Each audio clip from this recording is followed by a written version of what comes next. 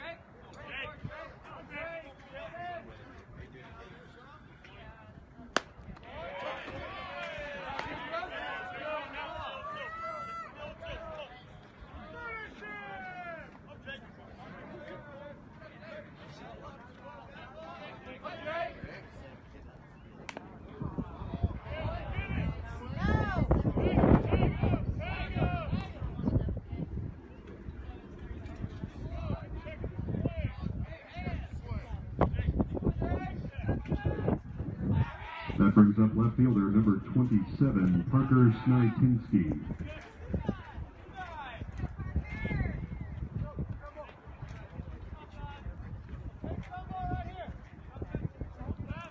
Correction, now batting.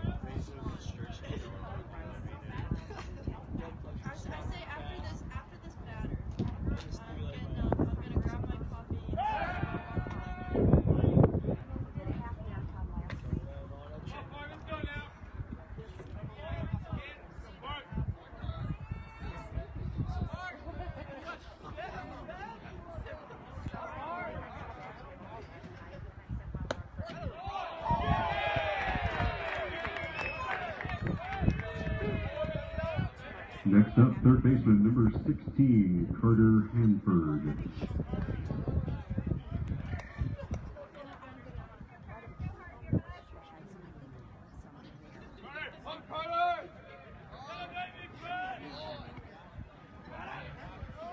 Let me go check, Jim. If I don't have him, then I'll. Thank you.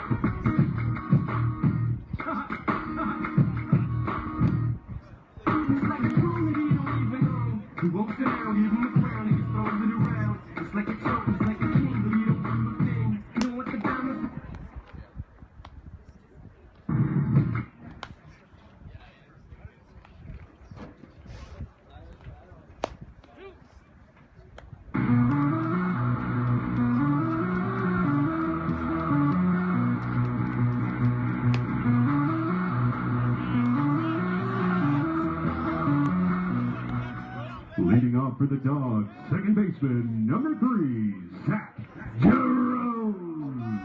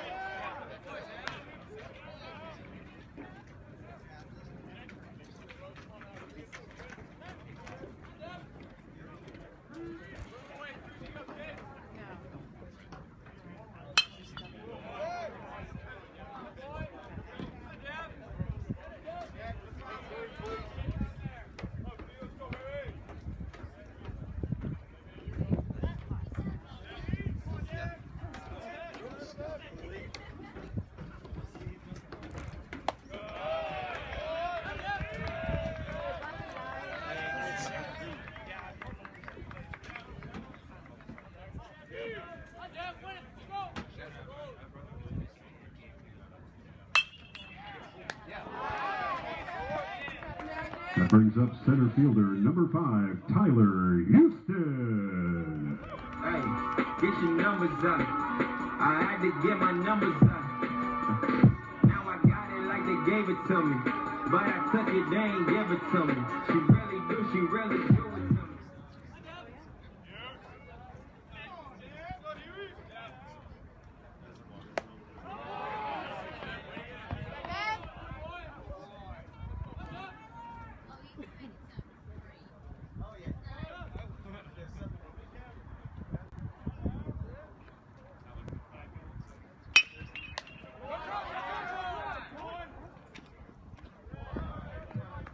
Next up, first baseman, number 15, Jordan Lucio.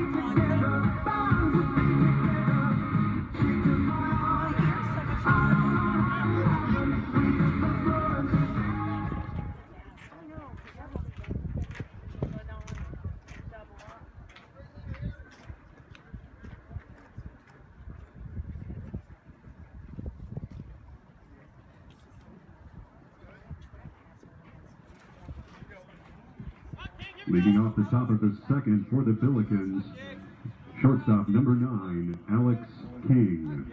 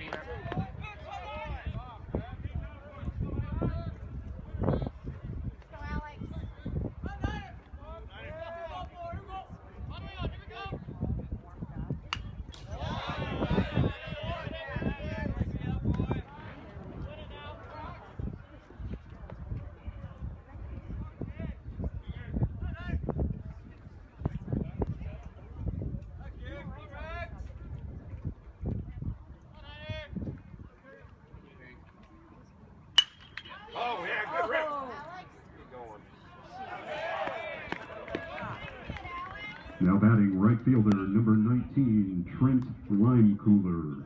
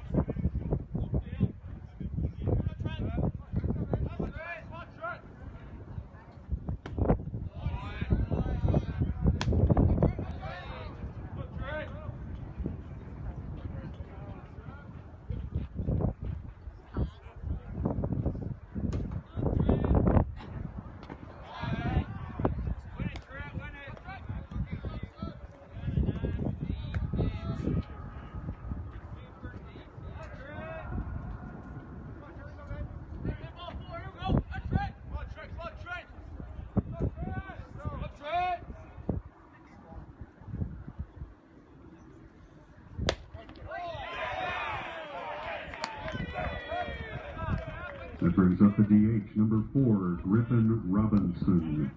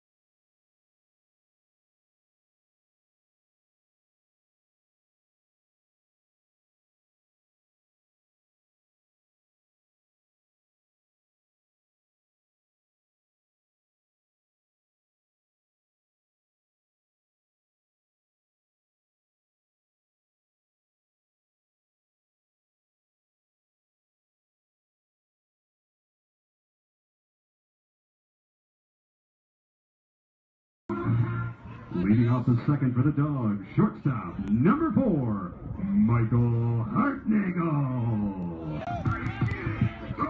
After 1.5, the score is 0-0. And for all of you guys watching out there, Butler must have audio of this game. Thanks, Jess, for letting us know.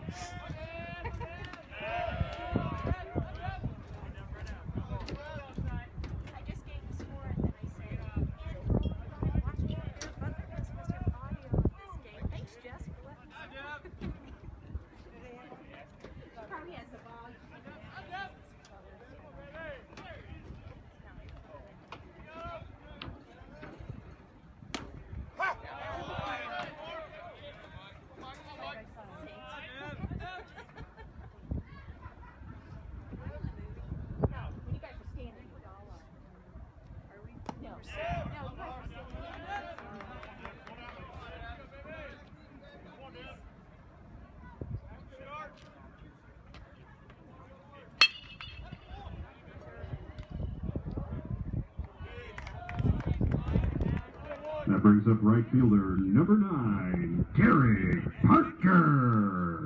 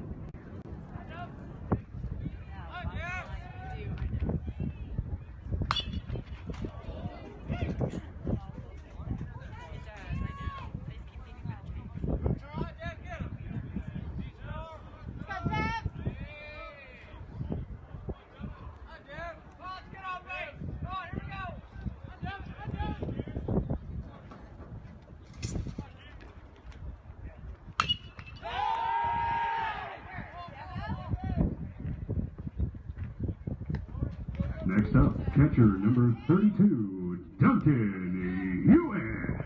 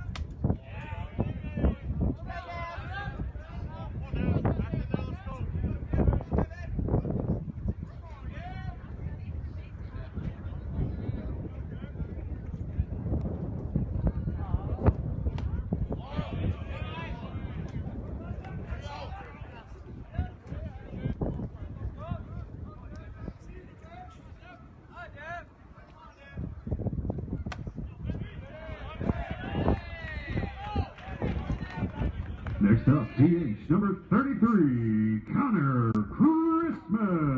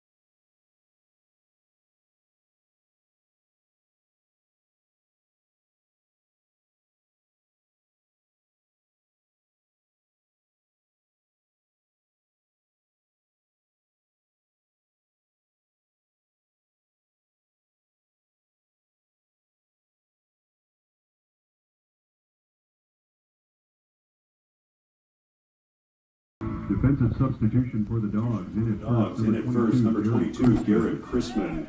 Now batting for the Billikens, first baseman, number 7. Welcome back. To start off the third inning, we have a defensive substitution for the Bulldogs. Number 22, Connor Chrisman comes in for number 15, Lucio, on first base. 22, Garrett Chrisman in for Jordan Lucio here at first base. And Pepio gets ahead with a strike.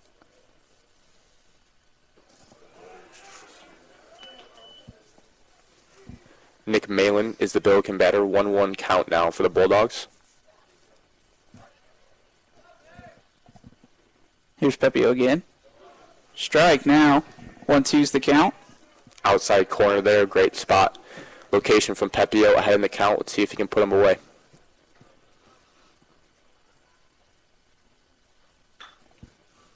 There's a swing there and goes foul.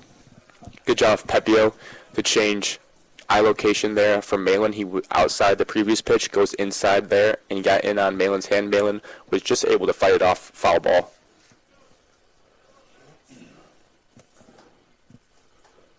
Pepio again, low ball there. Ball in the dirt there, squeaked by Hewitt.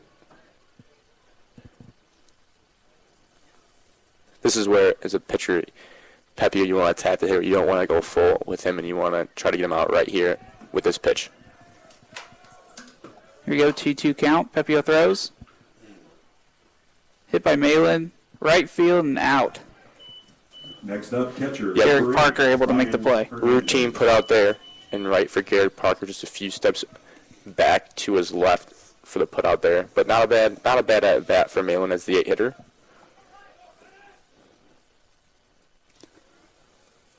Next up for the Billikens, number 8, Ryan Hernandez, the catcher.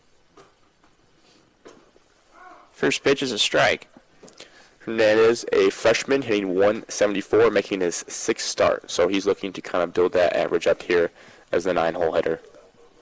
Here we go, Pepio again. A swing and a miss for Hernandez. 2 strikes.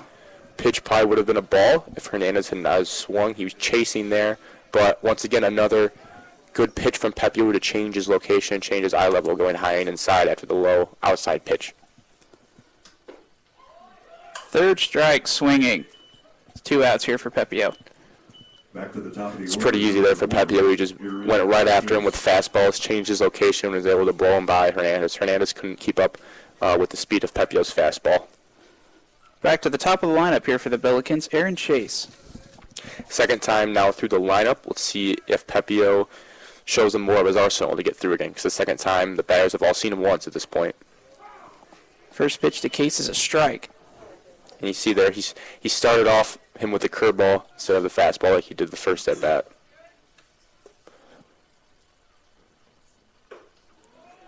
Case tried to go for the bunt there. Misses. Call the ball. 1-1 count with 2 outs here for Pepio. Good job of Case there to pull back. A lot of batters kind of make up their mind they're going to bunt and forget to pull back, but he did a good job there. A rip down third baseline for Case here. It's fair, and it bounced off the netting out there. Took a weird hop, which allowed Case to get to second base. Good speed there from the leadoff hitter. Yeah, Billikens getting some action now here at the top of the 3rd. 2 outs, runner on scoring position. Let's see if Jake Gorella can drive him in here. This is the first hit of the game in general. First one for the Billikens. Bulldogs are still at 0 hits. Yeah, last up to bat, Gorella was hit by the pitch. See if he can make some contact here. Pepio eyeing the runner on second. Low ball there, but Case decides to stay on second base. Off-speed pitch there in the dirt. Good block by Hewitt to keep him there. That keeps the plate situation alive if there's a base hit. If he would have gone to third, then a single obviously scores. So now there's still some doubt if there's a single. 1-0 count with 2 outs for Pepio. Runner on second.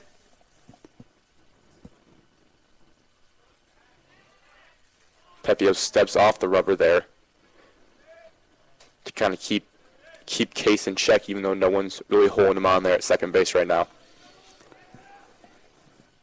It's like Hartnagel, the shortstop, is one responsible for keeping him in line. Strike here for Pepio. 1-1 count. Fastball on the outer half of the plate there to get the count back to even. Yeah, no Bulldogs really close to second base right now. Mike Hartnagel's probably the closest. 1-1 count with 2 outs. Here comes Pepio. And a rip foul for Gorella. 1-2 now.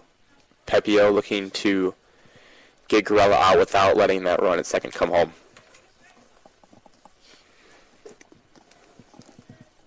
See if he can get him to chase or get him out with his put-out pitch.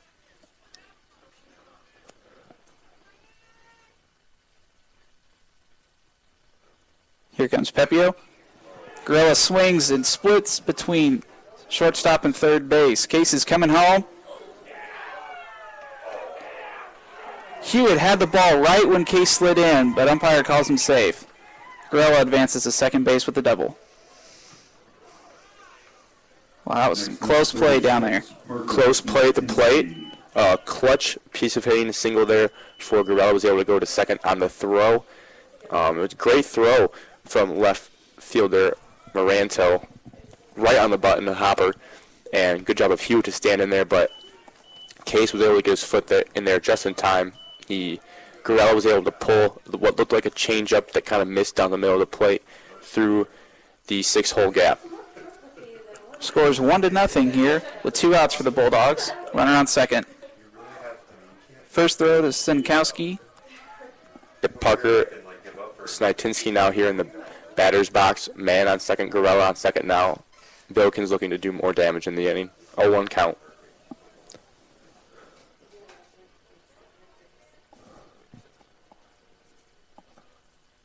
Snitinsky gets a rip on that one, but goes foul.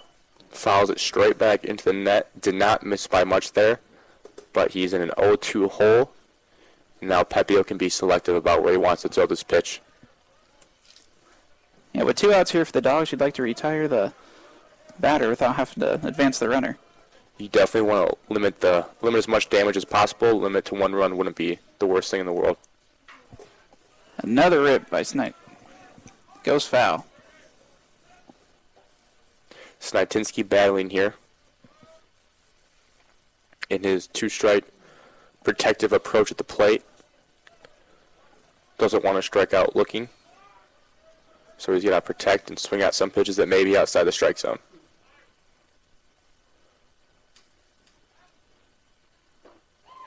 A low pitch swinging by Snitinsky, called for an out. Pepio with the breaking ball on the inside part of the plate again.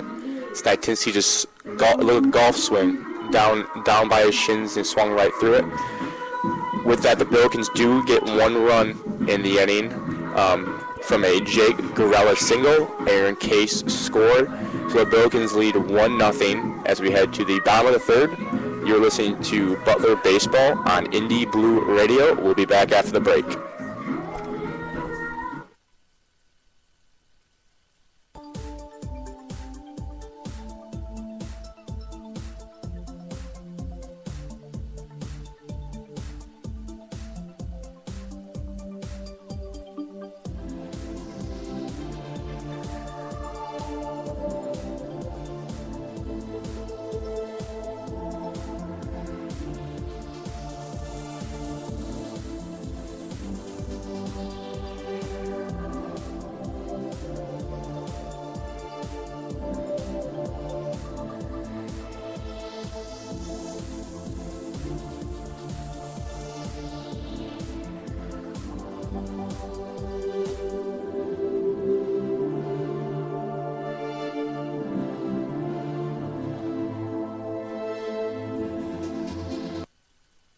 Baseman 23, Connor Dahl. Batting 8th for the Dogs here at the bottom of the third inning is third baseman Connor Dahl, another right-handed batter. See if the Bulldogs can get something going after the Billikens score the last inning. 1-0 lead for St. Louis. Mahoney still in for the Billikens. Throws an outside ball there. Fastball up and away. He's missed with his fastball there a lot today so far. There's a rip by Dahl, but goes foul. 1-1 count. Foul back over the netting. See what Mahoney goes for here. If he goes off speed. Another foul there. fouled it off in the same place. Dahl not afraid to take a swing here. Dahl batting .217, a sophomore making his 7th start of the year.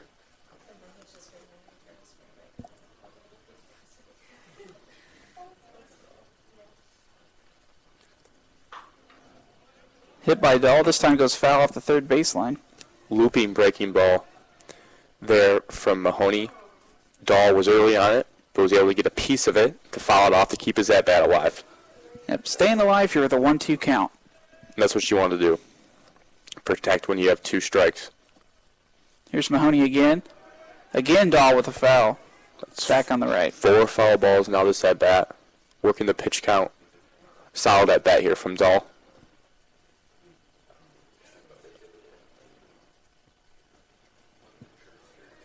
Bulldogs still looking for their first hit in the game here.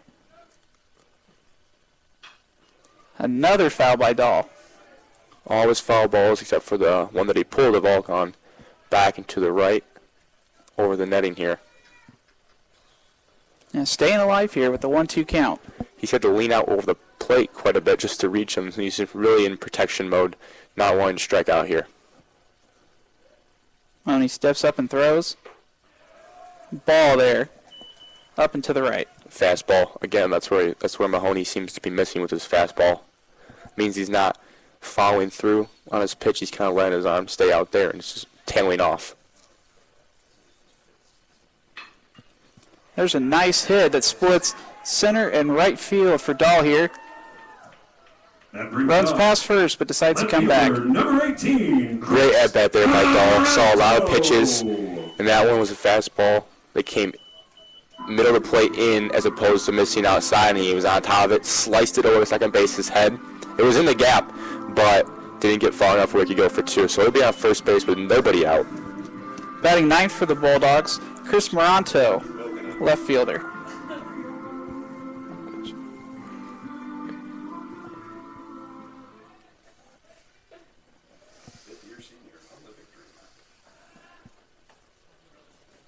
Mahoney tries to throw to first. Dahl back in enough time. First look at Mahoney's pickoff move. Not sure if that was his best move. Seemed like he was just trying to keep Dahl in check there.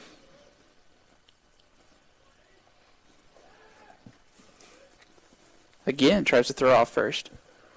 Throwing at first again, like you said, Dahl has 0 stolen bases this year and 0 attempts. So he hasn't gone yet. I don't know if Mahoney knows that, but he's trying to keep him close. Bunt here from Moranto, but goes foul.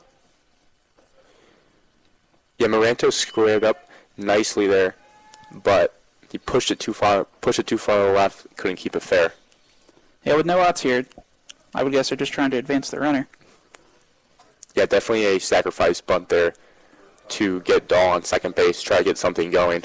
I mean, in cold weather like this, you don't expect the scoring to be very high. The ball's not flying around, so you really need to do your best to manufacture runs when you have the chance. A 1 count here for Moranto. Mahoney throws, another bunt. This time it stays fair, goes, and then rolls foul halfway down the first baseline. Great job of the catcher and pitcher for St. Louis to communicate there. It was going down the part where the grass ends, so there's that lip there, and then naturally pushes it off to the right and foul. They waited till it crossed the right side of the foul line and were sure to grab it right away to remove any doubt that it was fair. So Moranto can't get the bunt on again. 0-2 count now. Now he's got a battle.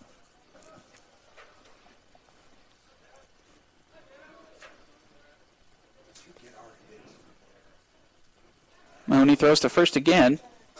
Still trying to get Dahl out.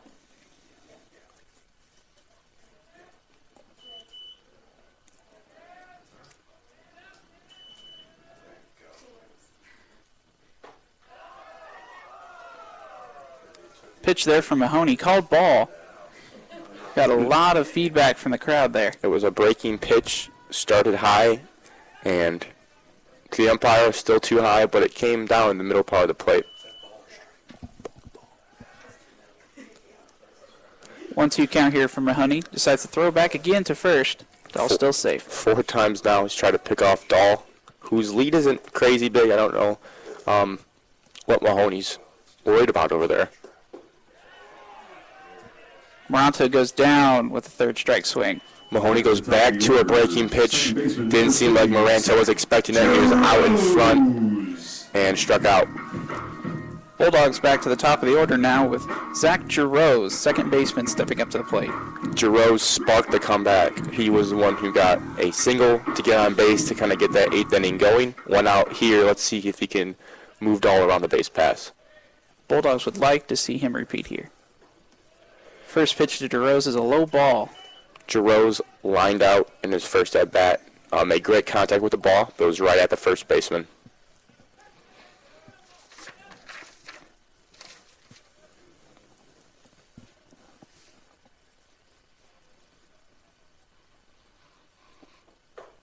Next pitch from Mahoney is a high ball. Brushed Giroux a little bit off the plate there, high and inside.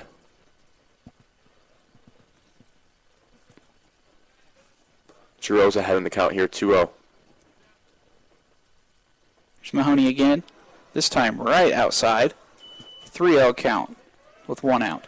Didn't miss by much there from Mahoney going on the outside part of the plate. Giroux way ahead, likely taking this pitch no matter what. Mahoney throws to first again. 5th time trying to pick Dahl off over there. Unlikely that Dahl would try to steal in this situation with Giroux on the verge of being walked anyways. Mahoney throws a strike to Giroux looking. As a hitter here, you're looking for one pitch and one pitch only here in the 3-1 count. Ideally a fastball wherever Giroux' favorite location is on the plate. It's a nice hit from Giroux, splits the center and right fielder. Dahl advances to second, Giroux stays on first. And that was the pitch he was looking for, obviously a line drive right over the second baseman's head. Drops right in front of the center fielder, and now the Bulldogs appear to be in business with 1 out and runners on second and first base. And Bulldogs started to crack the code on Mahoney here, starting to get some hits in the bottom of this 3rd inning. Second. Tyler Houston up to bat now, number 5 for the Bulldogs. He had to ground out his first at-bat back to the pitcher. First pitch to Houston is high. Ball. High and inside again, similar to the brushback pitch on Giroux, the at-bat before. So now Mahoney has missed high and inside with his fastball and high and outside with his fastball. Yeah, kind of all over the place today for Mahoney. Checks out the runner on second. Throws in, it's a low ball. In the dirt there, great stop by Hernandez. With runners on first and second, the catcher's job is to keep that double play in check. If that ball gets by him, then you're really in trouble for St. Louis because it eliminates the whole double play. With 1 out and a 2-0 count, Bulldogs have runners on first and second with Houston up to bat. Mahoney throws. Houston gets a nice rip, but goes foul back. Fouled straight back over the netting. 2-1 count now. He's still in control of this at-bat, looking for a pitch to drive somewhere.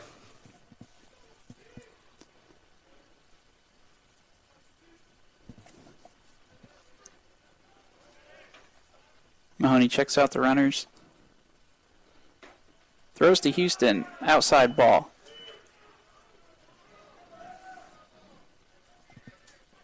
Three 1 count now with 1 out. Missed a couple lengths wide on that pitch off the black part of the plate. 3-1 count, similar to Giroux last at bat, looking for one pitch and one pitch only to drive here. It's a good situation for Houston to be in. Another ball. Mahoney walks Houston. Now Bulldogs have runners on first, second, and third with only 1 out. Garrett Christmas. Next up for the Bulldogs is number 22, Garrett Christman. And that pitch to that last pitch to Houston was a little bit more inside than the previous one, but still off the plate, umpire not biting there. And bases loaded for Christman, who entered the game for Lucio. In between innings, a couple innings ago, Lucio looked a little shaken up in between innings, and he came out. He stayed in for that inning, but it looks like they're going to opt to let him rest the rest of the day. So Garrett Christman now has a chance with the bases loaded and only 1 out here. Yeah, both Christman brothers are now in the lineup for the Bulldogs. Connor Christman batting 7th, and Garrett Chrisman batting third. And the first pitch by Chrisman is a hit to right field. Advances the runners. Dahl comes home, along with Jarose. It's a 2-run single here for Garrett Chrisman. Great piece of hitting as he comes into the game. Next up, shortstop. First at bat of the day. Didn't wait around. Saw a fastball he liked inside as a lefty, Garrett, against a lefty pitcher, and pulled it a line drive in the 4-hole over there, landed in front of the right fielder. 2 runners scored, 2-1 now for Butler, like you said, and still threatening. Runners on first and third now. Houston on third, Chrisman on first, and Michael Hartnagel, best hitter up for the Bulldogs.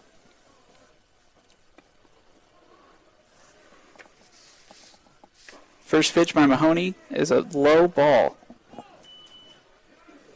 Mahoney's looking to limit the damage this inning, trying to get out of here. Ideally looking for a ground ball here to get a double play or something like that to get out of this inning and limit it to 2 runs only.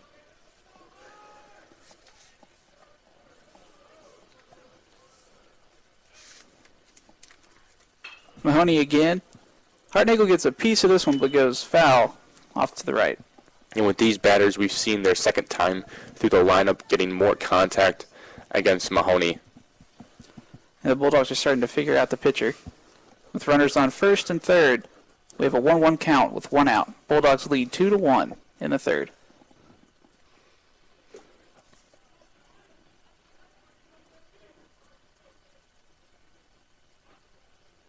A bunt look there from Hartnagel. Pulls up in time for a ball. Yeah, it was not a suicide squeeze even though a runner was on third because Houston did not break for the plate. But it looks like, once again, the Bulldogs are trying to manufacture a run any way they can. Put the pressure on the St. Louis defense to make a play.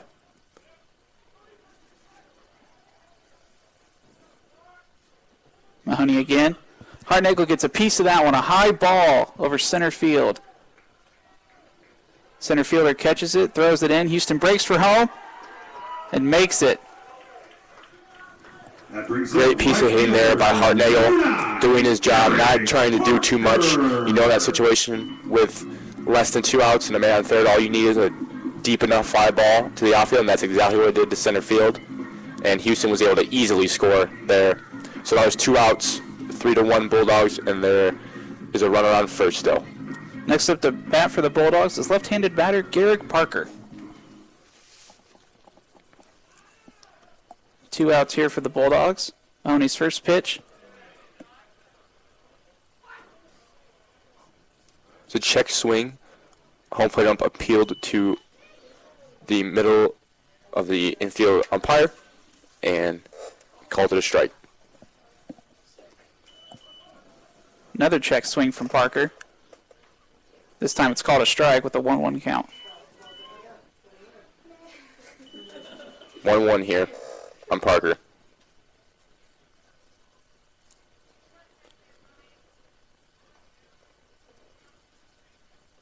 Billikens taking their time, wanted to figure out how they want to handle Parker. 2 outs with the runner on first. Mahoney throws to first. Yeah, Chrisman over there, Garrett Chrisman on first, not with a huge leadoff again, but it seems like Mahoney doesn't want them to even get a chance at a big lead. High ball there from Mahoney. 2-1 count now with 2 outs. Fastball, missed high again from Mahoney. And as a pitcher, with your fastball, you'd rather be missing low than high, because when you start missing high with your fastball, that's when the damage gets done, as opposed to if you miss low. Here's Mahoney again, eyes the runner on first. Throws a strike on the left side of the plate. It's a great spot by Mahoney and great work by Hernandez to catch that ball right on the outside corner, let the umpire get a peek at it. That's where you want to live if you're Mahoney, on the edges and down low. There's a rip here by Parker, goes straight up. The third baseman catches it cleanly and retires the inning. At the end of 3, Butler has the lead 3-1 over the St. Louis Billikens. You're listening to Butler Baseball on the Indy Blue Radio. We'll be back after the break. Butler Bulldog Gear.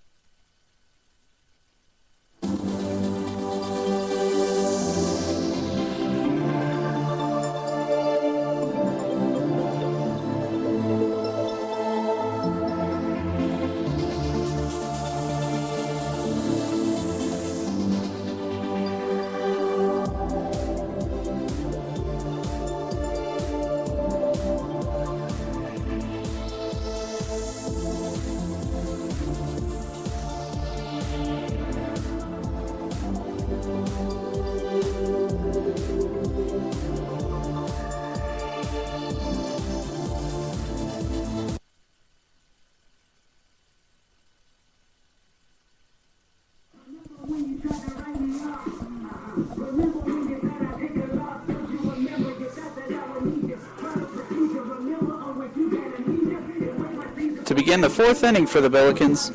Number 16, Carter Hanford's up to bat. In his first at bat, Hanford struck out. Pepio hopes to have the same outcome this time. Hanford, a junior, hitting .298 coming into this game, and is making his 17th start of the year. Pepio's first pitch is a strike to start off the fourth inning. And following that 3-run inning from the Bulldogs, the Billikens look to have some action in their bullpen. Here's Pepio again with a low ball there. It looks like the Billikens have just one pitcher warming up down there. 1-1 count.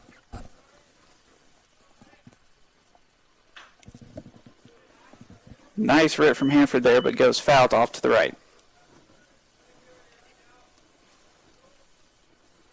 1-2 count here for Pepio. Still staying strong in the fourth inning.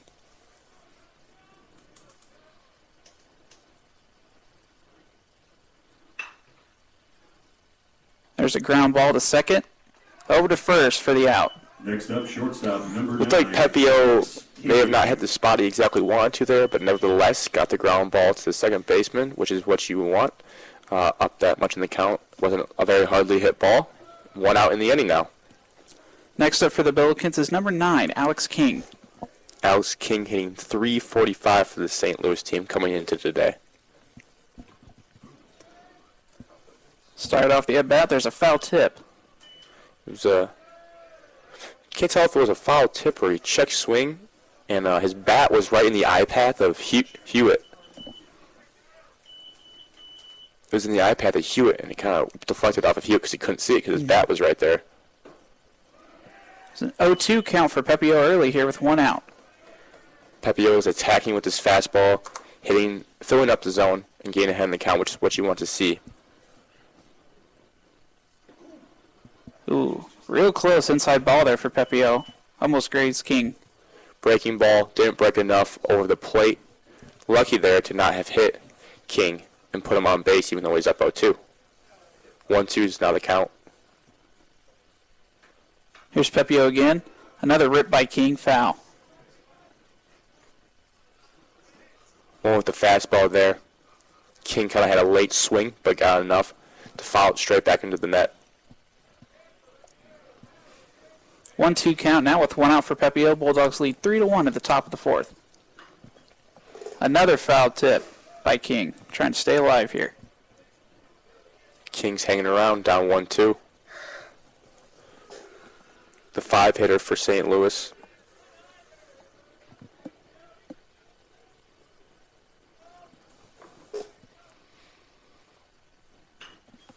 Another foul tip by King, doing everything he can to keep this at-bat alive. Yeah, he's all fouling him off back up and to the right the last 3 times. Last at bat for King, he flied out, trying to look to get on base and get some runs for the Billikens. Here's Pepio again. Pitch gets past Hewitt there, low ball. Yeah, that one looked like it startled Hewitt a bit. Looked like a fastball in the dirt. Those are always tough. And he couldn't make the backhand play and kind of just got out of the way there, so it'll be a 2-2 count.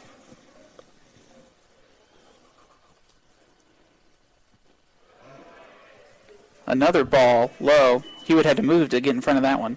It was a fantastic block by Hewitt. That's big for a pitcher, too.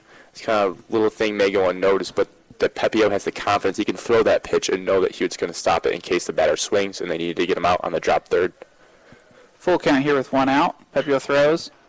King gets a rip on it down center field, high. Easily caught there by Houston for the second out of the inning. Right at Houston again. He hasn't had to move a whole lot today. It was right at him. Pretty much just stayed in place. Maybe took 1 or 2 steps back, but to retire. Good work by Pepio. 2 outs now in the inning. Up next for the Billikens, number 19, Trent Limecooler. I know, it makes me think about summer, though. First pitch is a foul right for Limecooler. Last time up, Limecooler struck out looking. So hoping, he's probably looking to be aggressive here like that first pitch already swinging. A 1 count here. Pepio would definitely like to repeat. And he does with the second strike. 0-2 count now with 2 outs. Yep, no swing from Lime Cooler there, as it was a great location for Pepio. Outside half of the plate, low and away.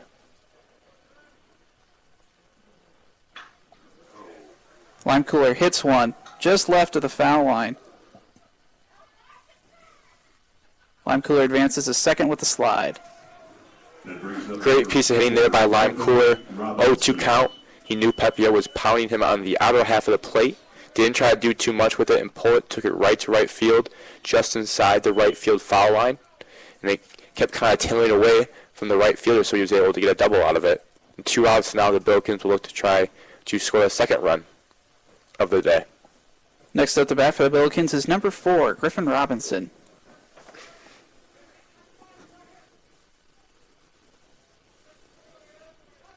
Robinson making his first start of the year in this game, hitting 167. Pepio's first pitch to Robinson is a ball off the glove of Hewitt, and Lime Cooler advances to third. He bounced in the dirt again. That's been a few in the dirt. Hewitt's had to work this inning. That one he got his glove, shin guard on it, but it bounced away to his right and wasn't able to keep the runner on second from moving to third. Now, if you're Coach Schrag, when do you look to start warming up a pitcher here for the Bulldogs? You might, because he told us before the game that they didn't want Pepio to throw too much, but I think at this point they're going to let Pepio ride it out, so when they pull him, he'll be intact for the win, to get the win on the day, to get enough innings for that. 1-1 count now for Pepio with 2 outs. Lime Cooler on third. Popped him up. Robinson popped it up to right field. Garrett Parker makes the catch and retires the inning for the Bulldogs. Dogs lead 3-1. So Billikens threatened with the man on third base there, but Pepio was able to get out of it with that pop-up to right field, and Bulldogs will take a 3-1 lead into the bottom of the fourth. You are listening to Indy Blue Radio, Butler Baseball, and we'll be back right after the break.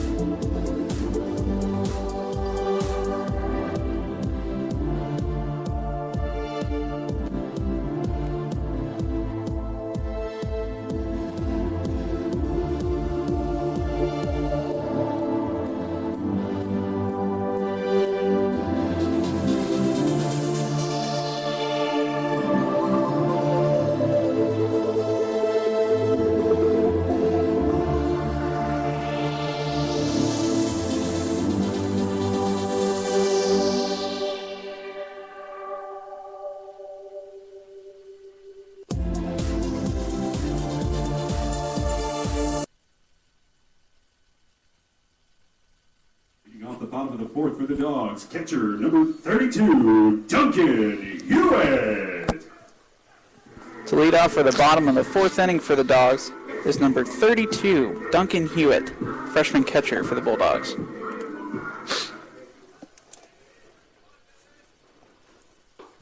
First pitch by Mahoney is a low ball to the right. Low and outside, missing again with his fastball.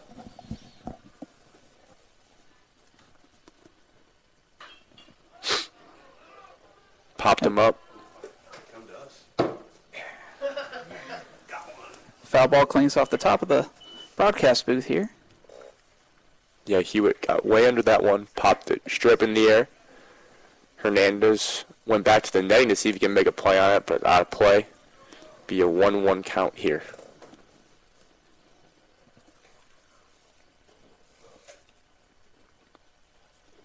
Next pitch by Mahoney is a low ball, but Hernandez able to get in front of it. Hewitt is actually a local product. He's from Indianapolis. Went to Lawrence North High School. Nice rip there from Hewitt, but it's going to drop down in left field for the out. Yeah, he got, and that just shows you with the wind today. He got way under that ball, made good contact with it, but with the wind blowing in, you saw the left fielder kind of stay back, but they had to come in quickly at the end because it's not going to go anywhere in this wind. So Hewitt flies out there to start the inning. Next up to bat for the Bulldogs is Connor Christman, number 33. Christman from Noblesville, Indiana, not too far away from Indy as well. A lot of the freshman class for the Bulldogs was Indiana products and not too far away from the city. Yeah, trying to keep it local. Here we go with a 1-1 count. Christman fouled that last pitch off back, so he's locked in, but wants to put one in fair play here. Mahoney throws away there to the right for a ball. Now is when you want to jump on a pitch here if you're Christman.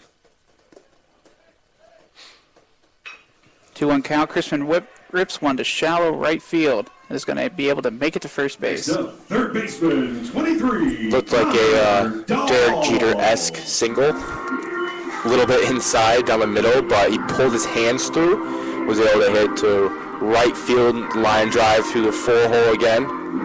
Lands in front of the right fielder. Bulldogs with another single. One out here in the inning. Next up to bat for the Bulldogs is number 23, Connor Dahl. Dahl had a single in his first at-bat to kind of start the scoring going. Inside pitch there and a check swing, but called ball. Also saw a lot of pitches last at-bat. He was 2-2 for the longest time, fouled off a ton of pitches, and eventually got a single in his center field.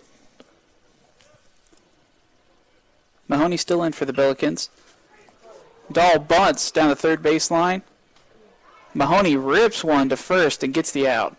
Great bunt by Dahl, great placement down the third baseline, but just not the speed to get there. I don't know if it was supposed to be a sacrifice. It looked like he was bunting for a hit, but there's 2 outs nevertheless in a man scoring position, so now the pressure is on Chris Moranto, who struck out last at bat, to drive in that run that Dahl set up with the sacrifice. And Christman advances second on that bunt. Now Moranto looks to advance and get the Bulldogs another run.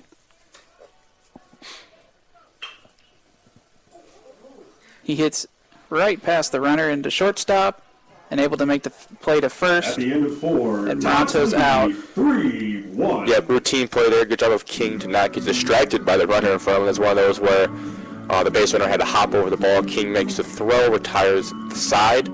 Bulldogs get a runner in scoring position, but do not score. So it'll be 3-1 as we head to the top of the 5th inning here at Bulldog Park. You're listening to Butler Baseball on Indy Blue Radio, and we'll be back after the break.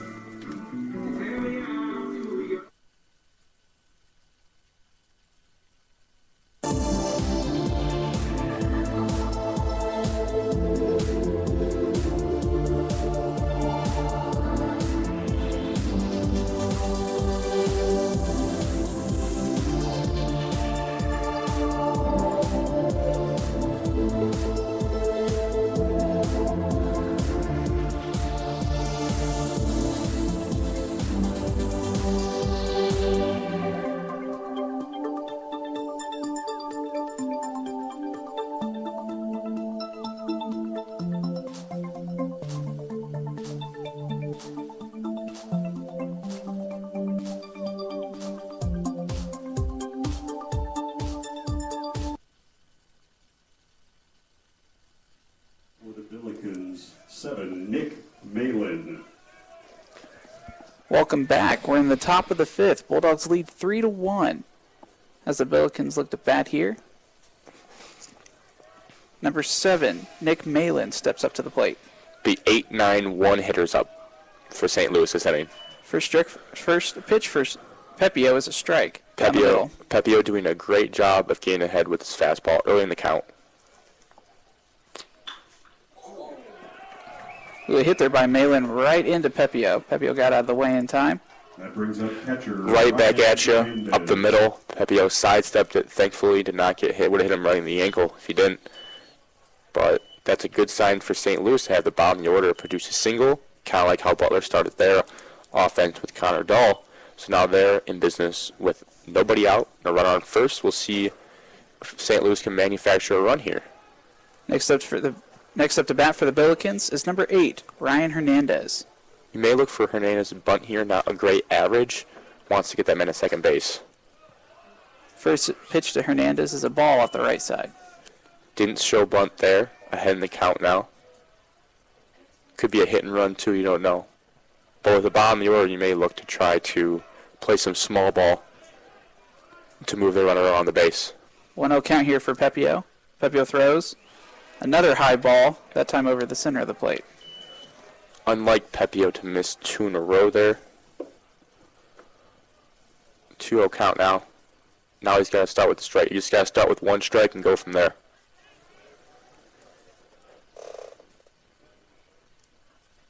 Pepio has the runner on first and throws and gets that strike. Hernandez, last at bat, struck out. So knowing that, Pepio, you want to go right after him. Definitely do not want to walk him as the 9-hitter. You struck him out last at bat. You want to go right after him. Pepio throws to first, but Malin gets enough time to get back. Pepio with kind of a lackadaisical move there, just keep him in check, slowing the pace down.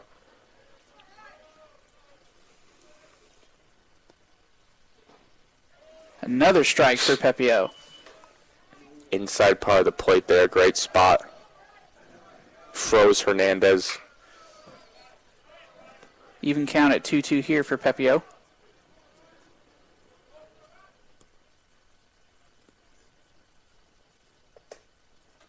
Pepio throws, outside ball. Missed outside there. Full count here for Pepio with a runner on first. This is a big pitch here. This could change, kind of changes the momentum of the whole inning. Pepio throws, and it's an inside ball. Runners advance to second and first. Walked him. Not what you want to do. Now St. Louis is really in business with the 8 and 9 hitters getting on base. That'll bring up the top of the order. It'll be the 3rd time they're going through the order, so they've all seen Pepio twice now. And Aaron Case will lead them off, who's hitting .354 coming into this game. He had a double and scored a run in his last at-bat. Here you see the third baseman for Butler in on the grass, maybe expecting a bunt. Which it is. Case pops the bunt up, and Hewitt able to get back and catch it for the out. That is a cardinal sin of bunting. You never want to pop the ball straight up and give the catcher an easy out, and that's exactly what Case did. It's kind of surprising as a leadoff hitter, faster guy. You expect him to be good handling the bat for a bunt, but big break there for Pepio and the Bulldogs to get an out, and the runners don't move. So 1 out now. A nice way for Pepio to rebound after that walk. Mm-hmm. Next up for the Billikens is number 20, Jake Garella. Garella, the reason that St. Louis is on the board, he had an RBI single back in the 3rd inning. Pepio's first pitch is a strike swinging for Garella. Big hack from Garella there, trying to drive in another run. Runners on first and second. 0-1 count here for Pepio with 1 out in the top of the 5th. Pepio eyes the runner on second. Decides to step off the mound.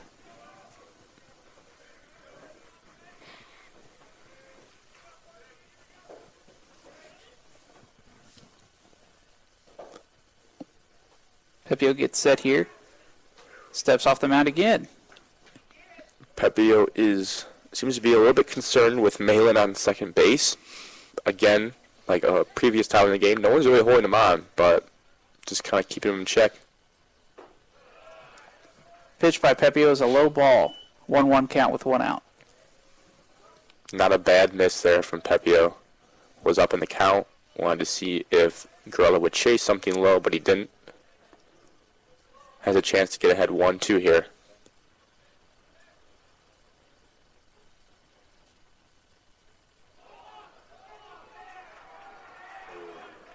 And Pepio's kind of dance with Malin on second base cost him there. He made a move back to second base, but that was a balk. So both runners get to advance, and now that takes the double play. Ground ball out of the equation, 1 out. Runners on third and second now. Pepio hurts himself there. Yeah, 1-1 count still here for Pepio. Garella has a chance to tie the game with a base hit. Low pitch there from Pepio, ball. Good block by Hewitt, saves a run. Anything that gets by Hewitt now will likely result in a run. Or a very close play at home. Yeah, there is some brick. There's some padding and brick in the backstop, so the ball may kick off if it goes off to left or right, but it goes straight back. It's going to be killed by the padding down there. 2-1 pitch. Another ball low for Pepio, but the runners stay. Yeah, Hewitt having to go down to the dirt again. Pepio needs to kind of rein it in. He made a kind of mental mistake, physical mistake there to let the runners advance, but you need to hone it in here. And although a walk wouldn't be the worst thing here because it still gives you, it brings back the double play ground ball. 3-1 pitch. As another ball low. Pepio walks Gorella. Low again. Pepio missed his spot bad. Hewitt set up outside, and Pepio missed low and inside. Hewitt had a scramble to get his glove on it, and he's going to go out there and talk to Pepio now with the bases loaded. And one out here for St. Louis. And Ben Norton, pitching coach for Butler, will come out to the mound to talk to Pepio.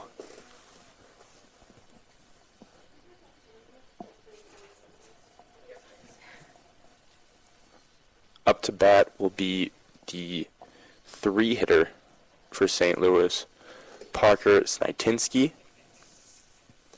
He has struck out twice today, so Pepio has fared well against him.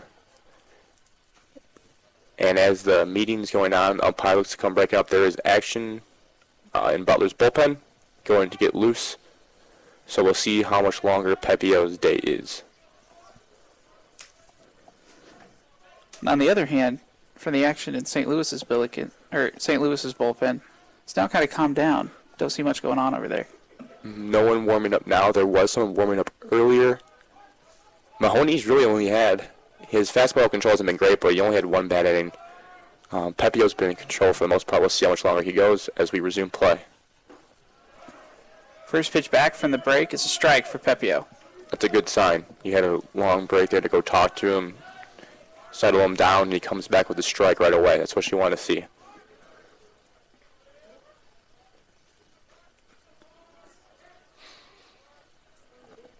A 1 count here for Pepio. Here's the pitch. Another strike. Back-to-back strikes. First pitch was a fastball. That one was a looping breaking ball that broke off towards the outside of the plate. Good pitch there. Change of tempo. Now he's way ahead. Let's see if he can get Snitinsky to chase. Bases loaded here in the top of the 5th. 0-2 count for Pepio with 1 out. High ball there. Not a bad pitch, just trying to see if Snitinsky will bite. He did not. Good discipline from the batter there as the pitch was up around his letters.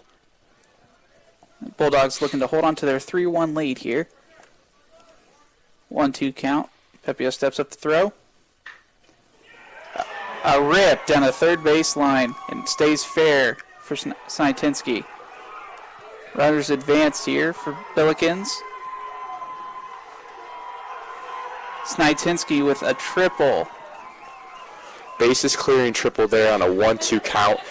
I'll tell you, it wasn't a bad pitch. It was inside, looked to be a slower. If it was a changeup, then he probably did miss his spot. But Snitinsky did a great job of yanking his hands inside to keep that. It was impressive that he kept that ball fair. Went right past the third baseman down the left field line. It was a rare triple where the balls hit the left field, but it was so down the line. There's netting down there. We couldn't see whether or not the left fielder got caught up over there. But Snitinsky was able to get a triple, cleared the bases, and now 1 out still, and St. Louis is taking the lead 4-3. Up to bat now for the Billikens is Carter Hanford. His first pitch is a strike. Pepio outside corner again with the fastball to get on top. Snitinsky on third. Next pitch by Pepio is a ball on the right side.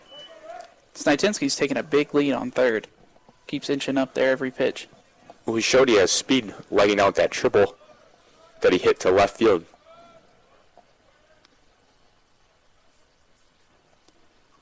It's Pepio again with a swing and a miss from Hanford. Strike 2. Very long swing there from Hanford. You see him step out and try to shorten up. Now with 2 strikes, you want to shorten up and be able to put the ball in play here, because anything out of the infield is probably going to score Snitinsky. 1-2 count with 1 out here for Pepio. Steps up, throws. Foul tip there from Hanford. Good fight from Hanford. He's on it. He fouled it straight back. Didn't miss it by much. This is all about not doing too much as a hitter, just doing your job, getting the run in. Doesn't have to be the best hit in the world. It just has to score the run.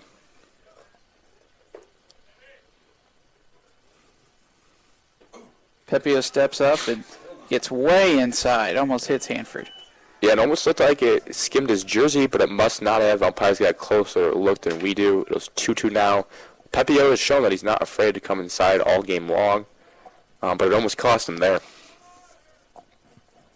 Yeah, you don't want any more runners on base if you're Butler here.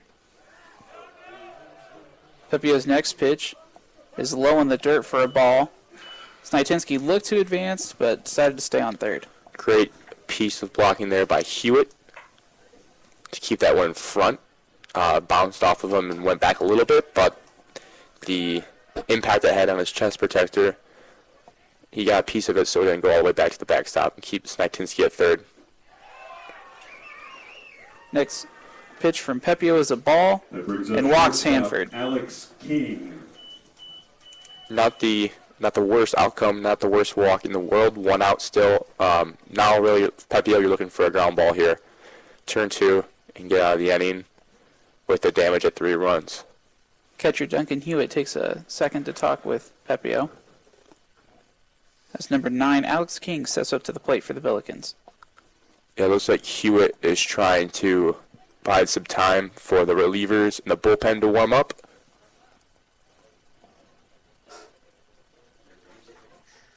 And on cue there, head coach Dave Schrag walks out, points to his bullpen as they try to.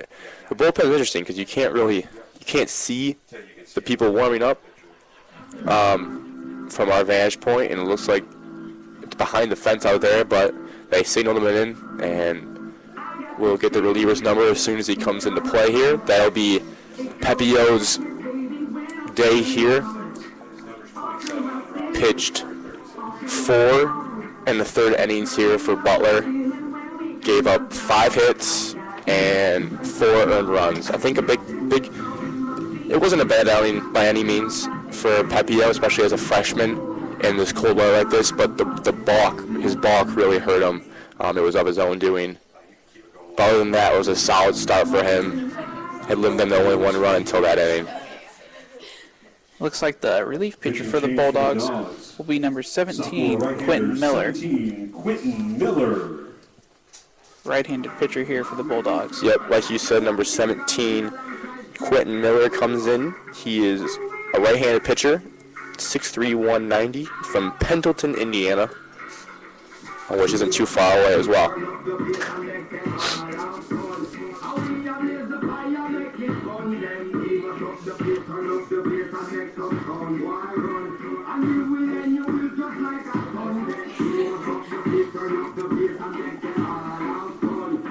Yeah, hopefully Miller can turn this inning around for the Bulldogs here.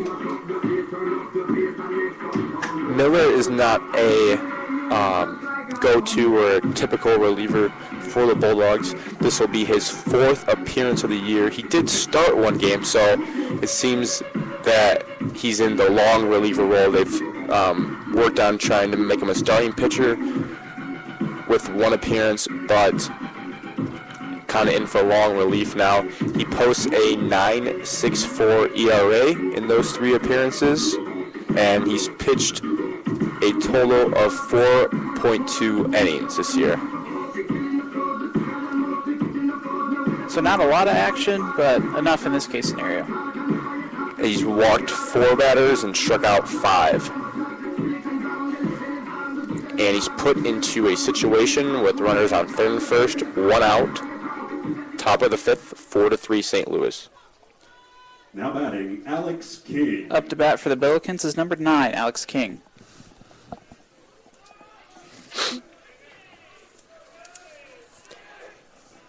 King flew out earlier in the day. He's a junior hitting 345 coming into this game. He has started every game for St. Louis. First pitch from Miller. Was a ball. King showed bunt, but he pulled back, so it was a ball. It was not a suicide because the runner from third did not break home. But it looks like St. Louis entertained the thought of playing some small ball to get that fifth run across. Yeah, it looked like King stayed in there on that one, but umpire calls it a ball. Next pitch by Miller is also a ball low. As a relief pitcher coming in, you want to throw strikes early, your first taste in the game on the mound. The real mound as opposed to the bullpen, you want to get on top here. So Quentin Miller needs to look to find a strike here. Next pitch by Miller is a swing and a miss for King for the first strike. See if St. Louis tries to show the bunt again, try to steal base here. They got a lot of options on the base pass with runners on first and third. 2-1 pitch here. A bunt from King. Miller gets it, throws it to home. Snitinsky's out at home, but runners advance to second and first. Great play. Not what you want from St. Louis, what they were hoping for. The runner took off on the pitch, so he was stealing. The bunt was on. It was a safety squeeze. Snitinsky didn't start running until the bunt was down. Problem was the bunt was right back at Miller. Did a great job of fielding his position. Was able to make the throw to Hewitt. Hewitt did a great job of blocking the plate. Plenty of time. Made a tag. So 2 outs now. Runners on first and second. Next up to bat for the Billikens is Trent Limecooler, number 19. First pitch from Miller is a ball, bottom right.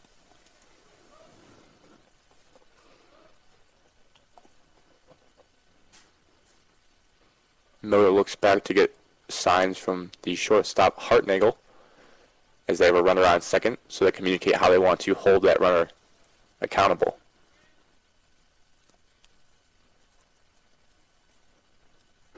Next pitch by Miller is a strike, bottom left. Limecooler did not like that one. Double checked with the umpire on where it was. It was low and inside, but bottom left corner of the strike zone there. 1-1 count now with 2 outs. Runners on first and second. Miller throws. Foul tip here from Limecooler. Foul tip straight back into the netting. Limecooler is 1-2 now, looking to drive in a run for St. Louis and extend their lead to 2.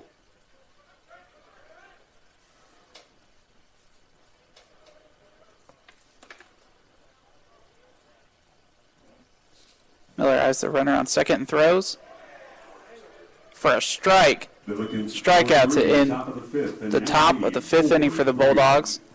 The Billikens are up 4-3. You're listening to the Indy Butler Baseball on the Indy Blue Radio. We'll be back after the break.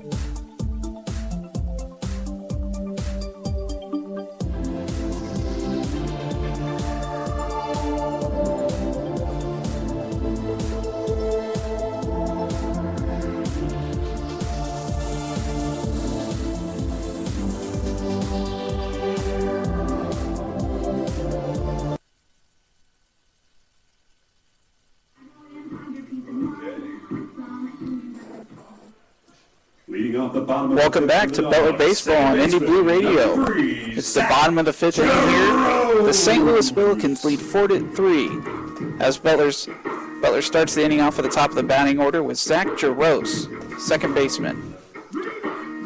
Jaros has made good contact today. Lined out to the first baseman. His first at bat, hard hit ball. Second at bat was a single. See if he can keep the good contact going here to start the inning. First pitch from Mahoney is a ball to the right side of the plate. High and outside again. We've seen that a lot today from Mahoney.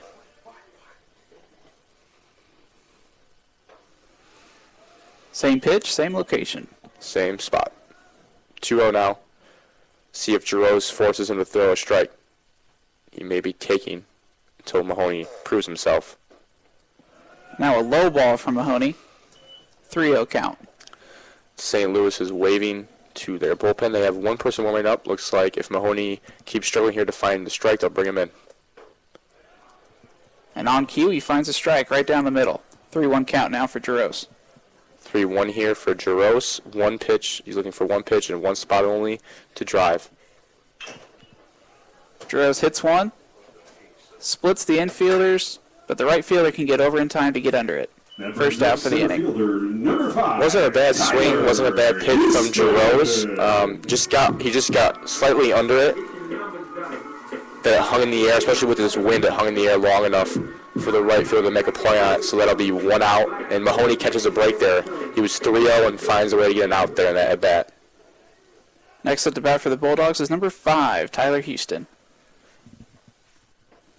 First pitch to Houston is a low strike. Starts him off with a breaking ball like he did in his first at-bat on the inside part of the plate. Houston elects to watch that one go by because he's likely looking for a fastball here that he can get a hold of. 0-1 count with one out in the bottom of the 5th. Next pitch is a ball low. Wasn't a bad miss there by Mahoney as compared to his other ones that have missed high and away. That one was at the bottom half of the strike zone towards the inside part of the plate. 1-1 count here. Low to the right now. Ball 2. Another breaking ball, but that one missed.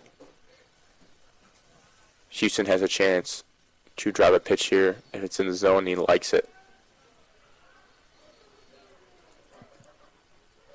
2-1 count.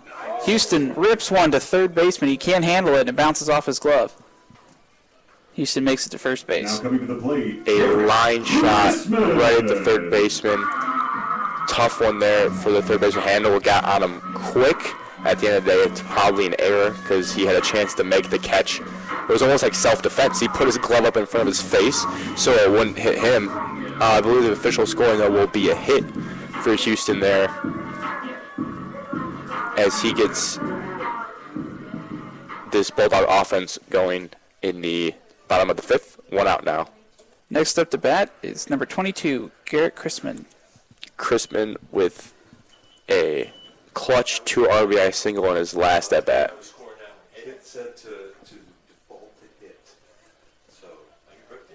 One out count here for Chrisman. Mahoney tries to pick off Houston on first. No success. Mahoney has had his fair share of pickoff moves today. The Bulldog runners. No one's stolen the base yet. Ooh, Chrisman a swing and a miss there. First strike. He foul tipped that one right back into the catcher's glove. 1-1 count here. There was another high inside pitch similar to the one that Chrisman drove into right field, so it seems he likes that location. Chrisman waits this one out. It's called strike. That was a great pitch by Mahoney. He was up and inside the last pitch, and now he goes low and away to change the eye level of Chrisman. Now he's set up with a 1-2 count. Big hit by Chrisman. Goes into center field and out. Houston stays on first. Michael Mahoney showed his breaking ball there. It broke at the last minute low at the low part of the zone, and Crispin had to drop his shoulder down, and that what resulted in the pop-up there to center field. Routine play, a good pitching at bat from Mahoney's standpoint. Gets 2 outs now with Hartnagel up to bat. Bulldogs best hitter average-wise of the year.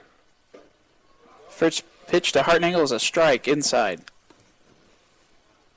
Nothing Hartnagel could do with that one. That was a good pitch by Mahoney. That's not a pitch Hartnagel was probably looking for with an 0-0 count. 0-1 count now. Mahoney throws. Check swing by Hartnagel. The ball's loose. Tyler Houston advances second. The catcher overthrows second. and is safe at third. Nice play there from Tyler Houston to get down as the third baseman went up for the ball. Yeah, an interesting turn of events there. A great late biting curveball from Mahoney that Hartnagel check swing at. He held the call of the ball, though. Bounced in the dirt, popped away from Hernandez a little bit. Hernandez came up throwing to second base as Houston took off, airmailed it way over his head, and Houston was able to get to third base. It was a close play. Looked like the throw got there in time. He just must not have tagged him. So right around third, 2 outs, see if Hartnagel can tie the game now. 2-1 count now for Hartnagel with 2 outs in the bottom of the 5th. The Billikens lead 4-3. So that'll be an error charge to Hernandez there as he overthrew it. St. Louis will have a visit to the mound now. They do have one person warming up in the bullpen, another lefty. Yeah, that was some play there by Houston to recognize the overthrow and be able to get up and get to third. It was aggressive base running, and he got away with it because Houston has above average speed and was able to swipe 2 bags there. On a ball that really didn't get away from Hernandez that much. It was a good block. And that probably stems from Houston's experience in the Cape Cod League, which he played in over the summer, and even made it to the Cape Cod League All-Star team. So, much praise for Tyler Houston. Which is a big honor. He's also was awarded to the 2017 preseason All-Big East team. His average probably hasn't been up to what he'd like it to be to start this year, but in this game he's got on base twice, and his speed has made a difference on the base pass. Play resumes now with a 2-1 count with 2 outs. First pitch back from the break from Mahoney is a ball. High and outside again from Mahoney. 3-1 count, Hartnagel looking for one pitch that he can drive. Pitch from Mahoney is up, a ball. Mahoney walks Hartnagel. It's good discipline by Hartnagel. Fielder number 9. He was locked in on one pitch. It looked like it was a breaking ball that missed high. He didn't bite on it and try to do too much with it. He left it into Garrett Parker's hands now as he walks to the plate. A lefty, the only lefty in the lineup to start the game, but once Garrett Crispin came in, so they have 2 lefties in the lineup now. Parker will look to tie the game for Butler. Parker has popped out twice today. He's gotten under the ball quite a bit. I think both of them have been infield pop-outs as well, so he's probably looking to get on top of the ball and drive it either on the ground or a line drive here.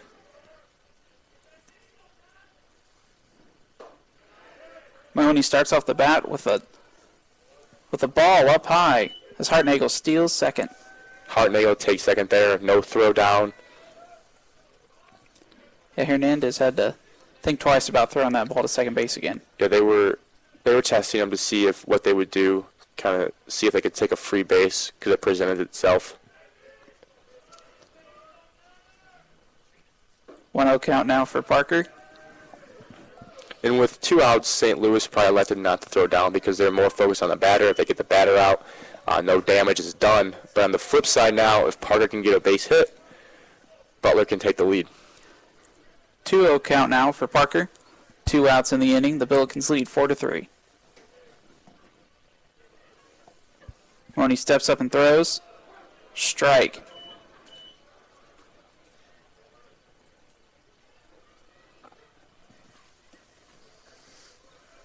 Parker's still in control of the at-bat with a 2-1 count. He'll be looking for a pitch that he likes that he can drive into the outfield. Check swing there from Parker, but the ump calls it a strike. Parker takes a long walk out of the batter's box to regroup. Curveball. Mahoney's curveball has looked a lot better in this inning. It's biting late. It's been low every time. Hernandez had to work to block him.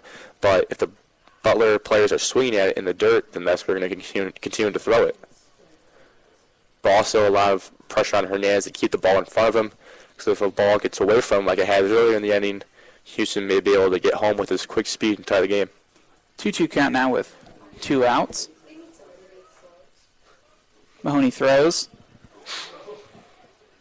Parker gets a hold of one, but it looks like it popped up to right field, and it's going to be out to retire the inning. Parker has been underneath the ball all day. Another pop out a little bit farther than his other ones, but couldn't come through there. Not a bad inning for Butler by any means. Got 2 runners in scoring position, but couldn't cash in. So it was 4-3 St. Louis, and we'll head to the top of the 6th inning. You're listening to Butler Baseball on Indy Blue Radio, and we'll be back after the break.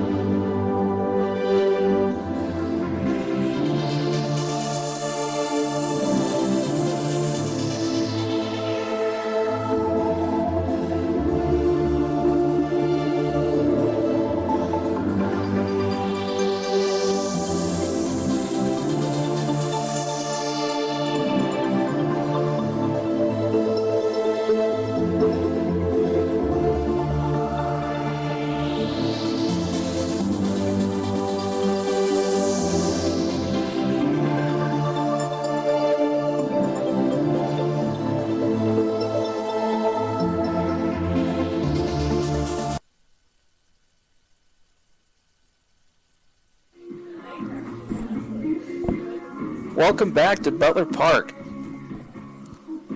here in the beautiful campus of Butler University in Indianapolis. We have a close game, 4-3. The St. Louis Billikens lead to start off the 6th inning. Number 4, Griffin Robinson up to bat.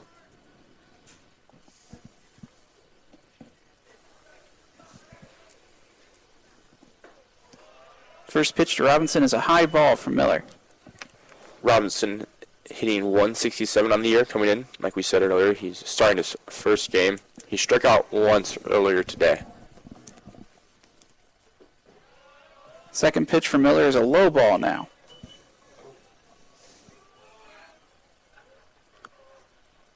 Hewitt throwing back to Miller there, a little bit over his head, keeping the pitcher on his toes.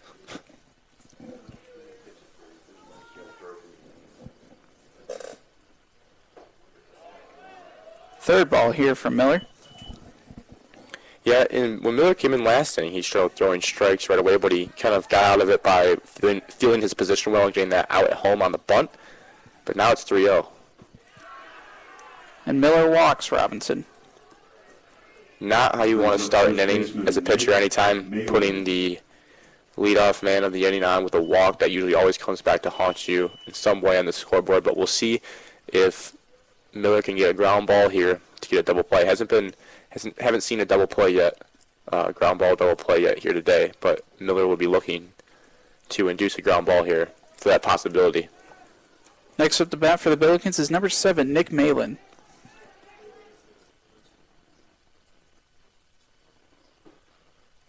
First pitch for Miller is a strike.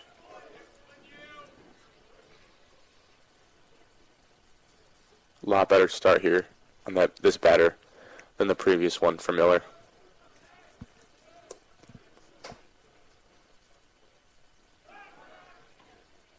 Miller tries to pick off Robinson on first base, but no success there.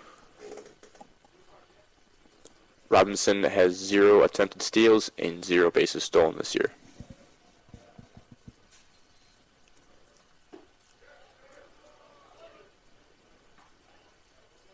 Second pitch is a strike. 0-2 count now.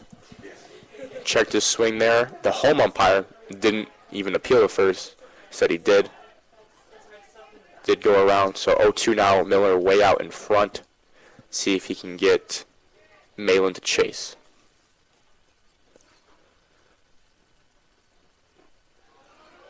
Low pitch there from Miller, but the runner stays on first. 1-2 count now. Good work by Hewitt to keep the ball in front of him there. He's had a lot of opportunities to block the ball today. There's been a few that have bounced, and he's done a good job overall of keeping the ball in front and not allowing runners to advance. Miller throws off to first, but the runner's safe. Miller has good footwork out there on the pickoff move on the mound, but with his release, like you said, it's kind of high, so it takes a while for him to even snap the ball over to first base. Nice hit there from Malin. Splits first and second all the way to the outfield. Runners advance to second and first base.